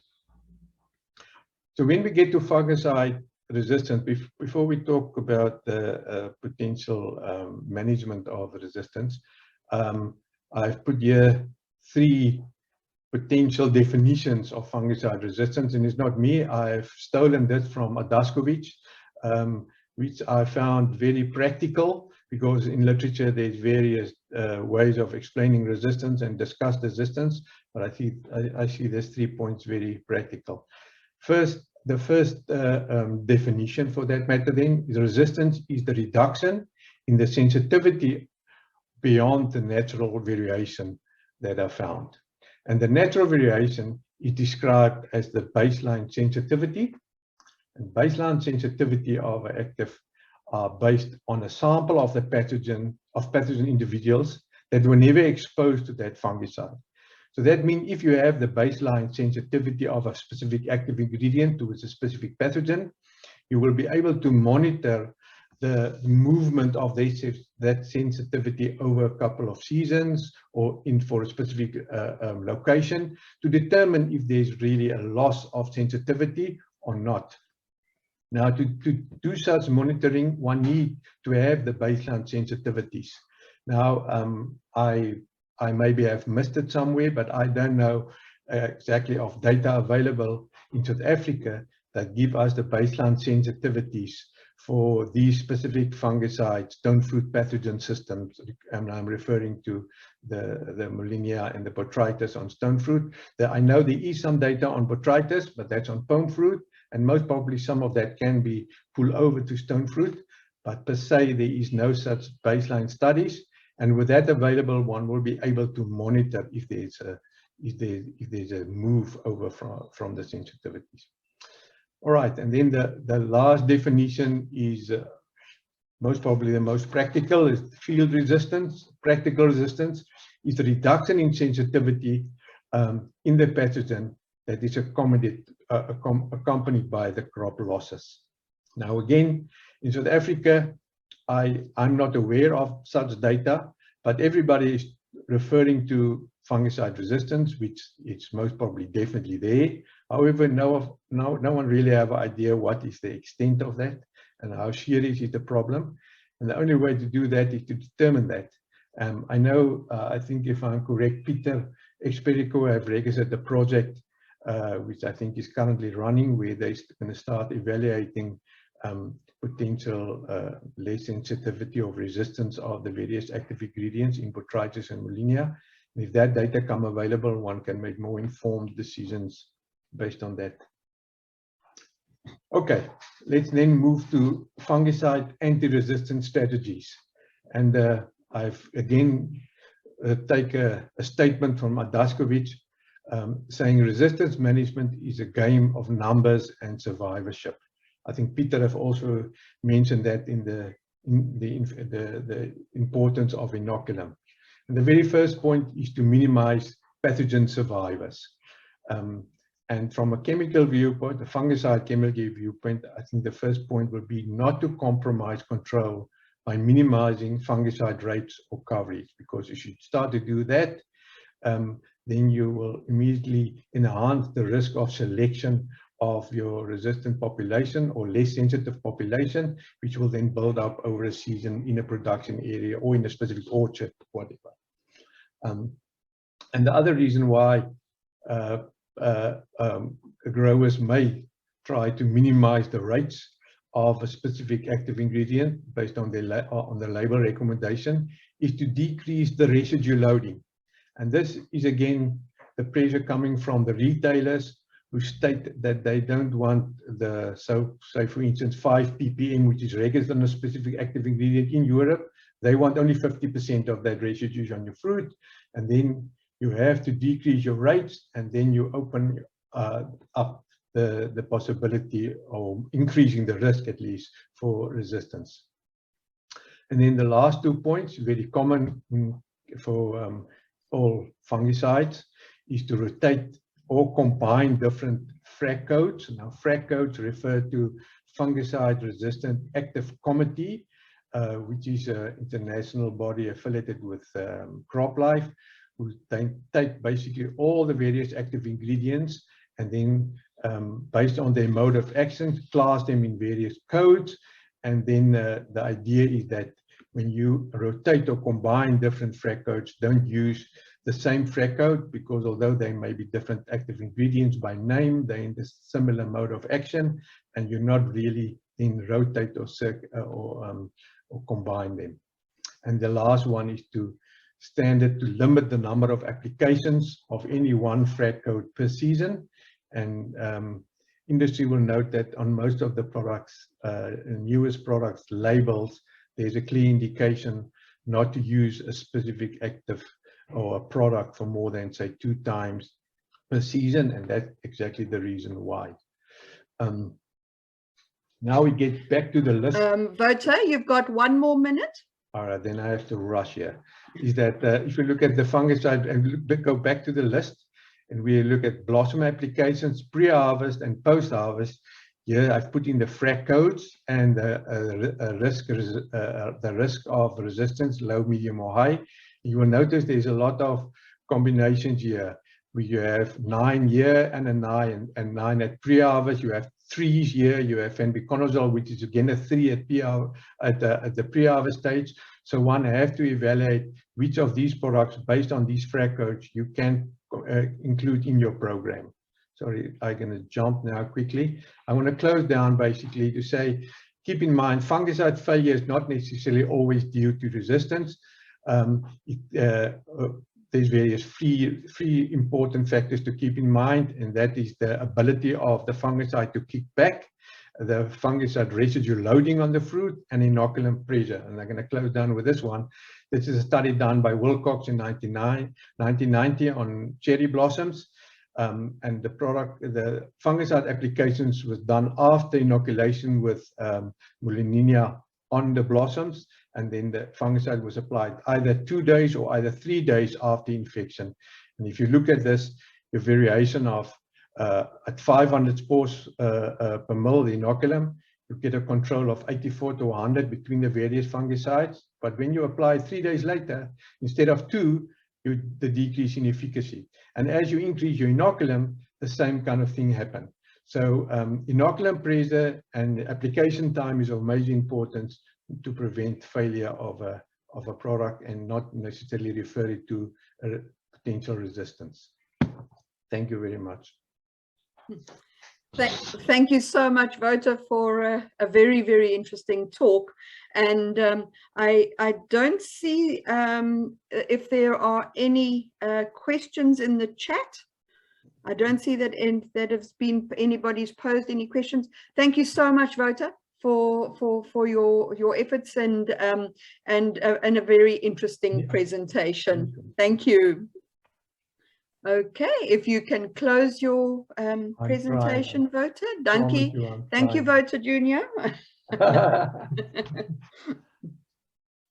And then I'd like to ask Dr. Shelley Johnson and Dr. Renata Smith if you can then share once Wouter has closed his presentation. Thank you very much. Thank you, Shelley. Hi, hi there, Shelley. Is Renata with us? Yes, she is. She does present in this presentation, but her section is recorded, but she is also. Okay. Elka, are you going to be introducing them? Oh, thank you. I just saw Elka was up, so that's wonderful. Thank you so much, Shelley. So Dr. Shelley Johnson is involved with hort grow and is based at the university, and her title then is the the phytosanitary entomology and market access specialist. I was a little bit confused as to which one it was. Okay, thank you so much, Shelley. And she's going to be telling us, she and Renata, Dr. Renata Smith will be telling us about post-harvest fumigation and where we are with post-harvest fumigation. Thank you, Shelley. Thank you, Cheryl, and afternoon, everyone. Can you see my screen? Yes, indeed. Okay, so we were asked to do a presentation on fumigation and specifically methyl bromide fumigation and the accepted protocols that are available for phytosanitary use, and then also what alternatives there are, and the work that we've done with ethyl formate is related to that. So Renata's going to talk about that in a recorded section of this presentation towards the end. So to start with methyl bromide, we all know it's a fast-acting, broad-spectrum disinfectant that's been used in agriculture, fumigation of warehouses and storage units, soil fumigation, timber, and also containerized pallets. And it's been used since 1930. But in 2015, the application of methyl bromide was banned worldwide because of its because it is a stratospheric ozone depleting chemical. But there is an exemption for quarantine or phytosanitary and pre-shipment application. So for this reason, it's remained the predominant fumigant for phytosanitary purposes. And as I said earlier, it's a broad spectrum fungicide, so it's effective against fungi, all life stages of insects, mites and ticks, nematodes, including cysts, and as well as snails and slugs. So methyl bromide fumigation is effective over a wide range of temperatures from 4 degrees and above. And like for any treatment, there's a critical concentration and exposure time combination that will result in mortality of the pest. And this will vary with the temperature that it's administered at. But so the lower the temperature, the lower the respiration rate of the organism, and therefore the fumigant will be, the organism is then less susceptible to the fumigant. But of course, one would want to increase the temperature to make the fumigant more effective, but that would not be good for the fruit. Generally, it's difficult to kill insects with fumigants at 10 degrees or less. So in protocols that are accepted, in order to, or at least sorry, in the research to develop these protocols, in order to maintain lethality of the treatment, but also reduce the risk of phytotoxic damage in susceptible cultivars, one would want to work on a scale where one is reducing the concentration of methyl bromide, which is applied in grams per cubic meter, while increasing the duration of the treatment because it's at such a low dose, and doing it at higher temperatures in order for it to be effective. So the challenge with this is then finding a low concentration dose that can be applied over a long period at a practically warm temperature that will control the pest within the tolerance range of the fruit. So I'm just going to run through some of the treatments that are accepted. These are from the USDA APHIS treatment manual, specifically for apricot, peach, plum, and nectarine. And this particular table is just for external feeders on this fruit, 54 grams per cubic meter to 64. All of these are administered for 2 hours. The temperatures differ. So the higher temperatures, the temperature drops to below 10 degrees, the dosage is at 64 grams per cubic meter. In the USDA treatment manual, there is a treatment for an internal pest that is done at low temperatures, and that is for Lobesia botryana in plums. Lobesia botryana is the European grapevine moth. This fumigation is done after a cold storage period of at least 10 days, where the dosage is either 64 or 80 grams per cubic meter. You'll see the durations there, and this is done at 4.4 degrees Celsius. But then in order to control Mediterranean fly, you will notice that the temperature is increased here, as for this internal pest. So for cherries, kiwis, blueberries, grapes, and avos, to control Mediterranean fruit fly, there's a dosage that for most is at 32 grams per cubic meter at different durations, but mostly 3.5 to 4 hours, and you'll see the temperatures are warmer than the others that I presented just now. 21 to 18 is common. There's also a treatment for nectarines. I don't recall which country this was specifically for, but for nectarines and to control Mediterranean fruit fly and Caribbean fruit fly, the treatment is at 48 grams per cubic meter for 2 hours at 20 degrees Celsius. So just to compare, our exports of stone fruit to India and stone fruit to Taiwan, the requirements do include fumigation with methyl bromide, and they are both based on what is tabulated in the USDA treatment manual for external feeders. So it's the 32 grams per cubic meter for 2 hours at 21 and above. For the Taiwan protocol, it includes a cold period, a period of cold storage immediately after fumigation, and this would be beneficial for fruit quality. I will talk more about that just now. But so those are the treatments for the USDA. Then in Australia, a number of a body of work has been done also for stone fruit and fumigation, where they need to control Queensland fruit fly, Bactrocera trione. There is an approved cold treatment, but this restricts exports to only sea freight and therefore limits markets that they can go to.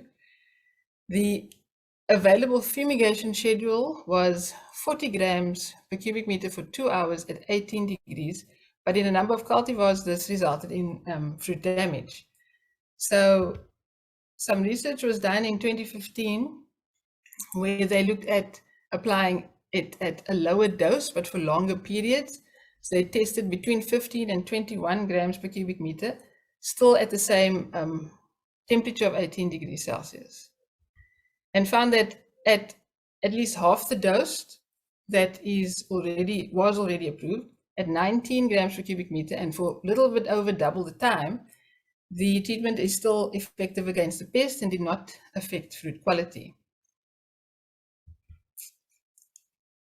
Then this was taken a bit further. This is a publication from this year where they looked at how that particular schedule affects fruit quality, and this was done on peaches, because this low dose treatment is now accepted or used in Australia. But the issue is when the fumigation can be done or should be done. Oh, so sorry. When the fumigation can be done. So the one option is to having to warm up the fruit once it's already been packed and been in the cold store, and warm it up to 18 degrees, or to fumigate immediately after it's harvested and then store and pack and keep the fruit cold. The issue there is that there's a lot of logistical issues in that you'd have to make sure that the fruit remains clean and is uninfested. So there's a lot more control measures that would have to be put in place if one went with that option.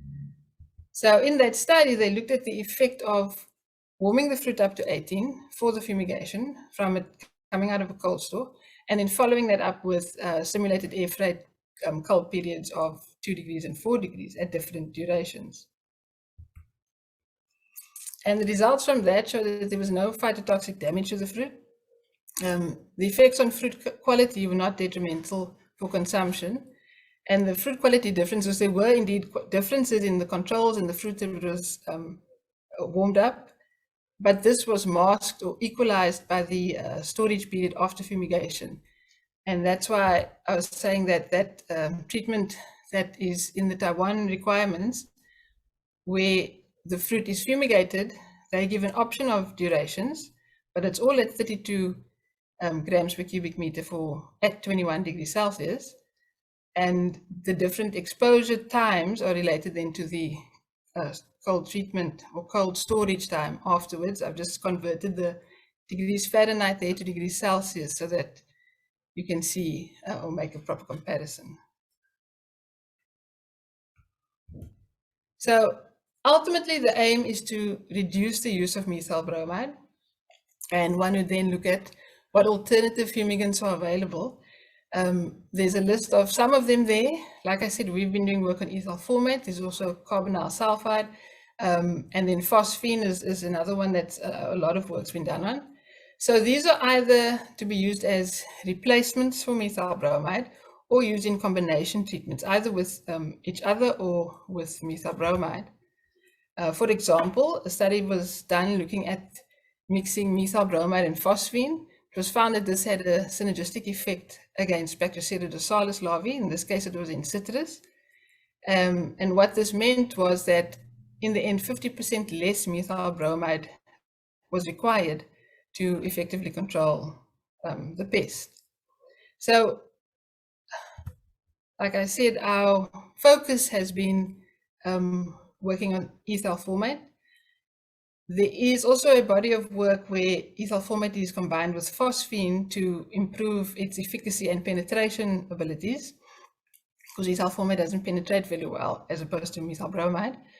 Ethyl formate is currently used on a commercial basis in Australia, New Zealand, and in South Korea, where it is registered and either as a product known as Vapormate or Safe Fume. Locally, and you've probably heard about this, that Afrox is in the process of registering ethyl formate as the active ingredient in Vapormate.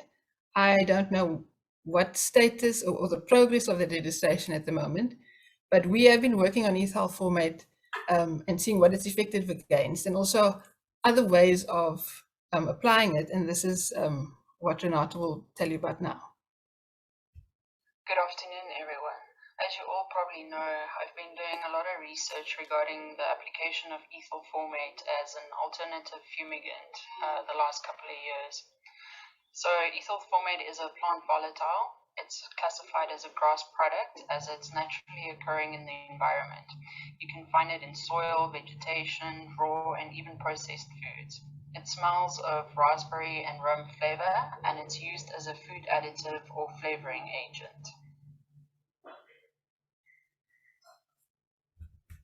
During my PhD studies, we mainly focused on controlling the grain chinch bug with ethyl formate fumigation. We could successfully control the chinch bug and maintain fruit quality using a dose of 50 grams per cubic meter for an hour. We also looked at the phytotoxic response of various cultivars exposed to different durations, concentrations, and temperatures. There was, however, only one cultivar that yielded phytotoxic damage at high concentrations for long exposure, and that was the basket pear. The other cultivars yielded no significant differences in hue angle, flesh firmness, or sugar content, and no phytotoxic response was observed. We also had an informal tasting panel, which could find no significant difference between the control and the treated fruit, which is very good for our end user. We also examined the effect of fumigating bins versus already packed fruit, and we could successfully control the trench bug within packaged fruit as well, without any phytotoxic damage. The following perm and stone fruit cultivars were used during my trials to examine the threshold of concentration, duration, and temperature that we need to keep in mind when developing these fumigation treatments to avoid any phytotoxic response. Out of these cultivars, only the golden russet basket pear yielded phytotoxic response at a high concentration. The images on the slide are just an example of phytotoxic damage that can be observed when you exceed the threshold concentration or when you are overdosing with ethyl formate. Based on results from my PhD, we decided to upscale to container level to examine the proof of concept. In collaboration with Cassandra Smith, we developed a method to dispense liquid ethyl formate into a shipping container. We mainly targeted the control of grain chinch bug once again, and we successfully could control the insect while maintaining fruit quality in these simulations. Based on these results, we decided to upscale even further and examine the application of ethyl formate fumigation at cold room level. We are currently building a phytosanitary research facility which would have a dedicated cold room for fumigation. In this cold room, we can run simulations with different perm and stone fruit cultivars and include insects such as red spider mite, mealybug, and the banded fruit weevil. We can determine the threshold for each of the insects and then apply those treatments to the appropriate cultivars and examine if there are any phytotoxic effects, and if so, we can alter the treatment so that they stay within the threshold for fruit quality. The other project we are looking at is examining alternative delivery methods for ethyl formate. So in collaboration with the Department of Chemistry and Polymer Science, we are currently developing two technologies. We are looking at the use of ethyl formate precursor. So it's a powder form, which you then can activate and it will release ethyl formate into the atmosphere, as well as looking at a polymer, which will be activated and then upon slow release of ethyl formate over time, it will reach the desired concentration. This has the potential to be used in packaging. Ethyl formate can not only be used to control insects, but it has antimicrobial properties. So we will be investigating the potential for microbial control of ethyl formate. The building of the phytosanitary research facility will enable us to have this integrated approach where we can look at insect mortality in combination with fruit quality simultaneously. It'll open up an avenue for us to expand our toolbox to develop successful phytosanitary treatments. We would like to thank everyone involved in the ethyl formate project, as well as the funders, for making this potential innovation possible.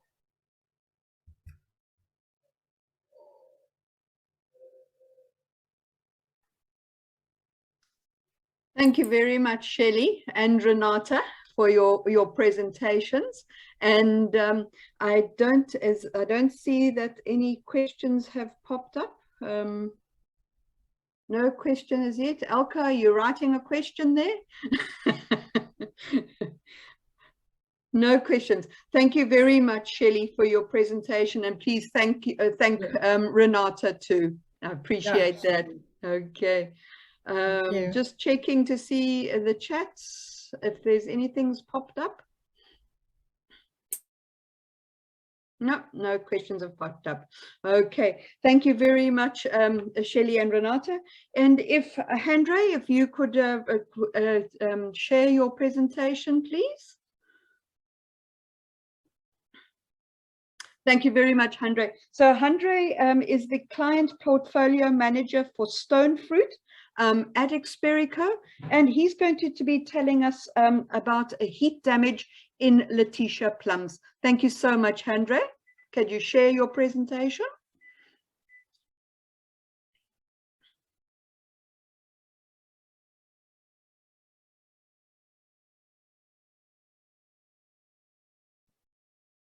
Excellent. If you can go ahead, then thank you very much. Just make sure that you've unmuted. Yes, can you hear me? Yes, can hear you perfectly. Thank you, Okay. Andre. Great stuff. Good afternoon, everybody. Yes, I'm Andre Viljoen here at Experico. I'm going to share with you my my work that I've done on heat damage on Letitia plums. It was a 3-year project. It was started by Ari de Kock, and I finished the last 2 years. Just a quick introduction that I want to tell you. Fruit of certain plum cultivars subjected to extremely high air temperatures in the week or two prior to harvest may develop heat damage. And there's 2 different types of heat damage. There's external heat damage that you can see. There's almost like a pitting from the sunburn and the heat, and that you can easily sort out on the back line. But the other issue is the internal heat damage. And if you cut the fruit open at harvest, you will see no damage at all. So it's very important. So, and heat wave conditions may cause internal heat damage in plums. And these air temperatures are above 35 degrees for 3 consecutive days. Then we'll also look at 38 degrees for 2 days, and maybe even 1 day above 40 degrees can cause this internal heat damage. So the development of the disorder is progressive since it escalates inside the fruit over the cold storage period. It is categorized by a breakdown of the plum tissue at different locations, but most typical between the stone and the epidermis. There you can see the internal damage. Damage is also known to occur at the shoulders or at random spots in the mesocarp, and that's the photo on the right hand side. Another internal disorder known to develop after heat damage is called pit burn. We didn't find any in my study that I did, but that is also a possibility when the fruit temperature is so high that the pip actually burn the flesh that's adjacent to the pip. And that manifests then as a dark discoloration around the stone. This study was conducted to generate information to assist the risk management of the internal heat damage in Letitia plums, which is a recurring problem. And we found it mostly on Letitias, but because it's the timing of the year, sometimes it can also happen on fortune if the heat wave is a little bit earlier. So I had a few objectives in this trial. We wanted to develop a risk management method to establish the likelihood of internal heat damage in the fruit prior to export. Then we want to reconfirm if slow cooling of Letitia plums at harvest would reduce the internal heat damage compared to rapid cooling. And also, additionally, a requirement was to ascertain the effect of the use of 1-MCP in combination with the cooling rate manipulation on plum fruit quality after the cold storage period. So the part 1 was the risk assessment part. So we did a maturity indexing on each population. And that was the same population we used for part 2 as well. I'll come to that now. So we used a temperature method that we tested was to force development of this internal heat damage. in the subsequent Letitia plums to enable the risk assessment. So what we did, we had 4 treatments. 1 and 2 we cooled in 24 hours to minus 0.5, and treatment 3 and 4 we cooled to 6 hours. In the first year, in the 2019-2020 season, this holding at minus 0.5, this after the forced air cooling, we didn't have that in there. So we did the cooling, and immediately after that we would cut the fruit, and then we had 2 days at 20 and we would cut the fruit, and we didn't see any damage inside. So in the second year, when I did the trial, I decided to add this 2 and 3 days for the 24 hour and 6 hours, just to stimulate that damage at minus 0.5 before we do the ripening at 20 degrees. And we found actually that was successful in both the last 2 years to give us an idea of the possible damage that occurred. In part 2, and we used the same fruit that we used in part 1, and that was more the storage trial, and to see the effect of the 1 MCP and the different cooling rates. So we included, if you see treatment 7, you'll see that is the same treatment as the treatment 4 in the previous slide, where we did the 6 hour cooling, 3 days at minus 0.5 plus the 2 days but that's a similar treatment there. And then we did a 24 hour cooling with and without 1 MCP. Then we did a 48 hour without 1 MCP, and treatment 5 and 6 was cooled to 72 hours, also plus and minus 1 MCP. So if you look at that part 1, the risk assessment, we could clearly see in the year 2020 that there was a big difference if you look at the cooling rate. If you cool way too fast, you'll see that there were 14% internal heat damage compared to 5.3 if you cool at 24 hours. And we also saw that days after ripening. So after we cut the fruit directly after that holding period at that 2 or 3 days, we saw that there was only 6%, but after that 2 days at 20 degrees, we saw the increase significantly to 13.3. So that made a difference. In the last year, the 2021 season, we found that there was a clear that 6 hours with the 2 days at 20 degrees gives you a good idea of if there's internal heat damage or not, where in the other ones you didn't get that. And that's just a picture of that treatment 4, where we had the 6 hour forced air cooling with 3 days at minus 0.5, and then the 2 days, and we could see clearly that internal heat damage being expressed. If we look at the results from the cooling trial, you will see that the 1 MCP, the treatments were with and without, and at their different cooling rates. And if you look at this column where I marked the red, that is the internal heat damage. And you can clearly see that the 6 hours without 1 MCP, and then the fruit was stored for 42 days at a PD7, and this was including a shelf life of 5 days at 10 degrees Celsius. And you can clearly see there was significantly higher internal heat damage with the rapid cooling, and then that followed by the 24 hours, and that was with and without 1 MCP. And so the 1 MCP doesn't do anything with regards to the internal heat damage. And then you can clearly see from this that the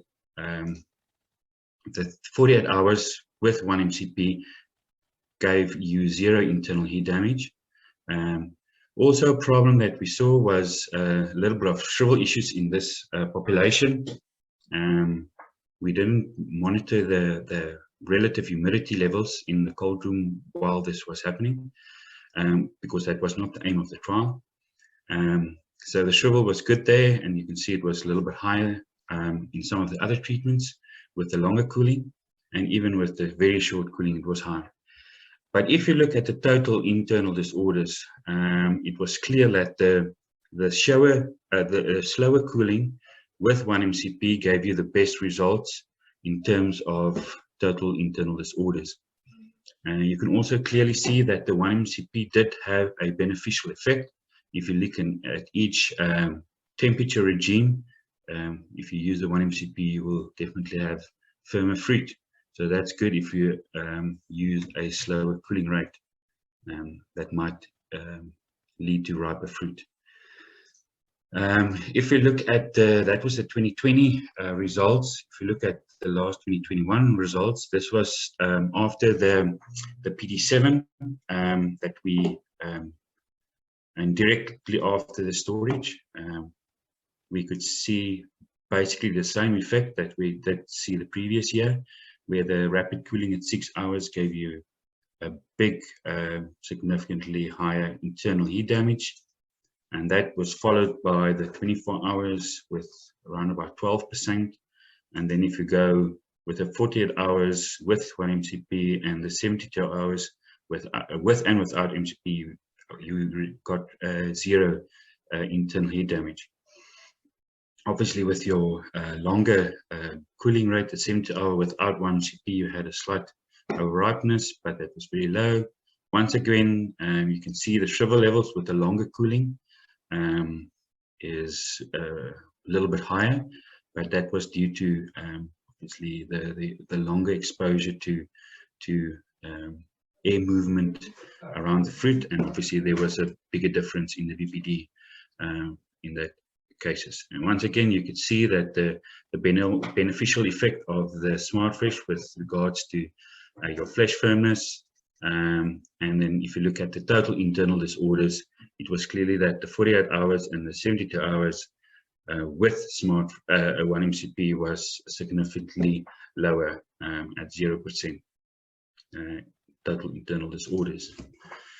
So if you look at a quick conclusion, for risk assessment of internal heat damage during the cold storage period caused by high ambient temperatures near the commercial harvest, a useful method was formulated to force development of this disorder, and that was the 6 hours forced air cooling, followed by the 3 days at -0.5 and following by the 2 days at 20 degrees.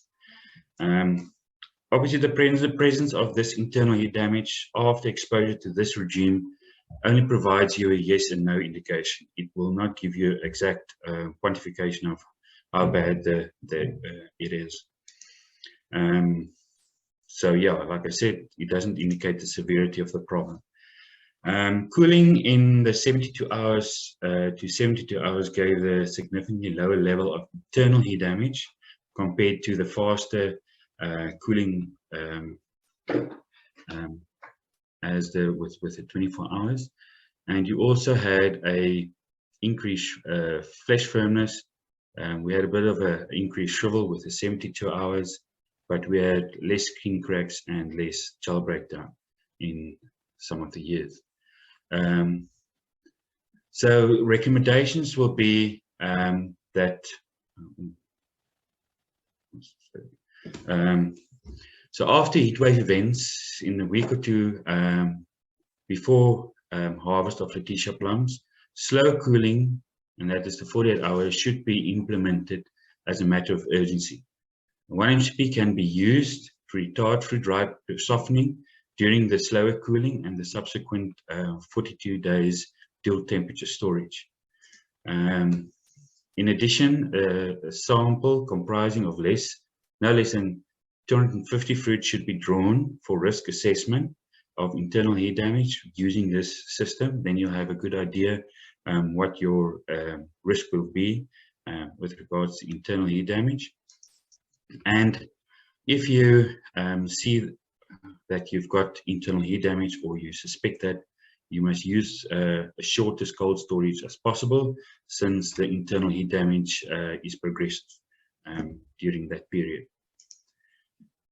just continuous of the recommendations is that relative humidity control during forced air cooling will be critical to reduce shrivel levels. Obviously, with the advanced air movement around the fruit, you need to have your humidity in that room as high as possible so that your moisture loss and shrivel will be limited as far as possible. Optimum soil moisture will also be critical to reduce possible heat damage underneath the shoulders of the fruit, because if the moisture is not enough in the soil and the tree needs moisture, they will get it from the fruit, and that's why you get that heat damage underneath the shoulders. And I saw that a few years back. Obviously, good foliar management is important. You don't want unnecessary fruit in direct sunlight. And the use of nets can be tested to measure the effect on fruit temperature and microclimate. Obviously, we are not, we have no idea what the effects of the nets may be. The 1 year we did actually use fruit from underneath the net.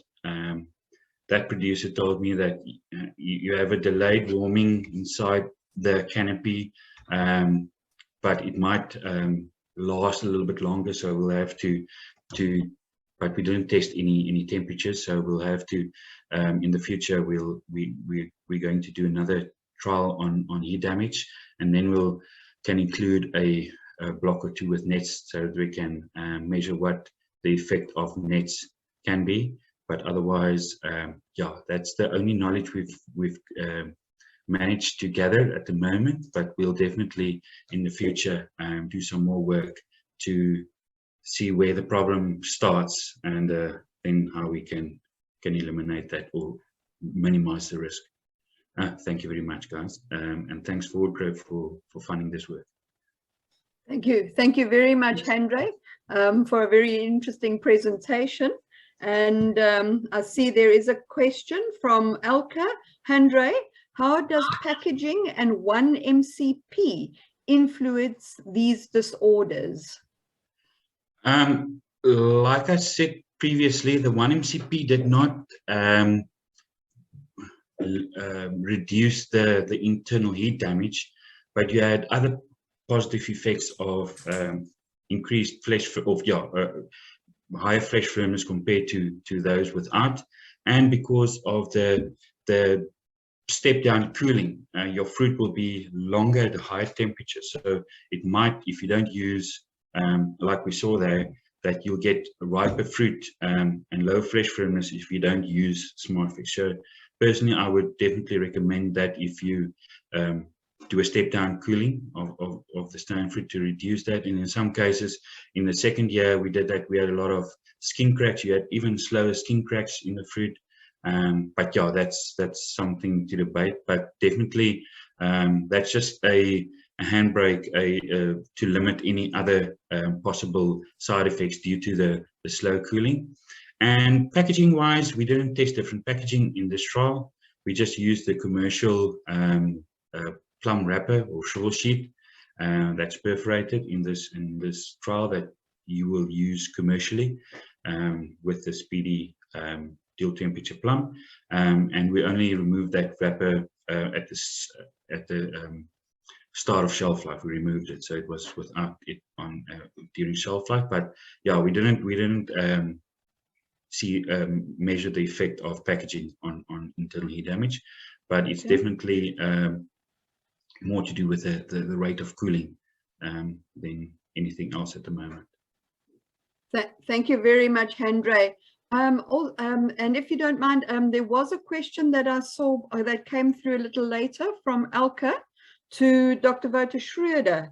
If I can, Wouter, are you around? Are you online? Yep, I'm here. So Wouter, Dr. Elke's question to you was that there are so few post-harvest treatments. Will that change in the future? Yeah, not the easy question to ask. I think on the moment, if you look on the international market, there is surely other alternative active ingredients requisite in post-harvest for post-harvest treatment. However, if I'm right, most of them already use pre-harvest also in South Africa. So I doubt if that will be an option. And then there are some others, but there's no MRL set for those actives in Europe, which make it difficult for development. I would say that in future, product development on other crops, other post-harvest treatments on other crops, will most probably, when something is developed there, it will be used to overspill to stone fruit, see if it will be an option. Yeah, I think the size of the South African market and the cost in developing of new products for stone fruit itself make it very difficult if you look at the volume used in the South African market. So, but if it's a product that are used in alternative crops, it most probably will be, and there is some of these stuff in the pipeline and are tested. I cannot say for all the various multinationals where products are developed, that may be, but not that I know of. So it is a problem. Yeah. Thank you very much, Wouter. Thank you very much, Andre, for a very interesting presentation. And now I will hand back to Vihan. Thank you very much, Vihan. Thank you, Andre. Cheryl, just before I continue with the thank yous, I just want to apologize first of all for the poor sound quality, the internet gremlins we experience at times. I think a note for us for future is to consider rather pre-recording the presentations if internet connectivity is going to be an issue. We're going to approach the presenters whose talks were interrupted by connectivity issues, and we'll ask them to if they're willing to over-record on their presentations, and those will then share. You know, obviously we won't be able to share the presentations that got interrupted.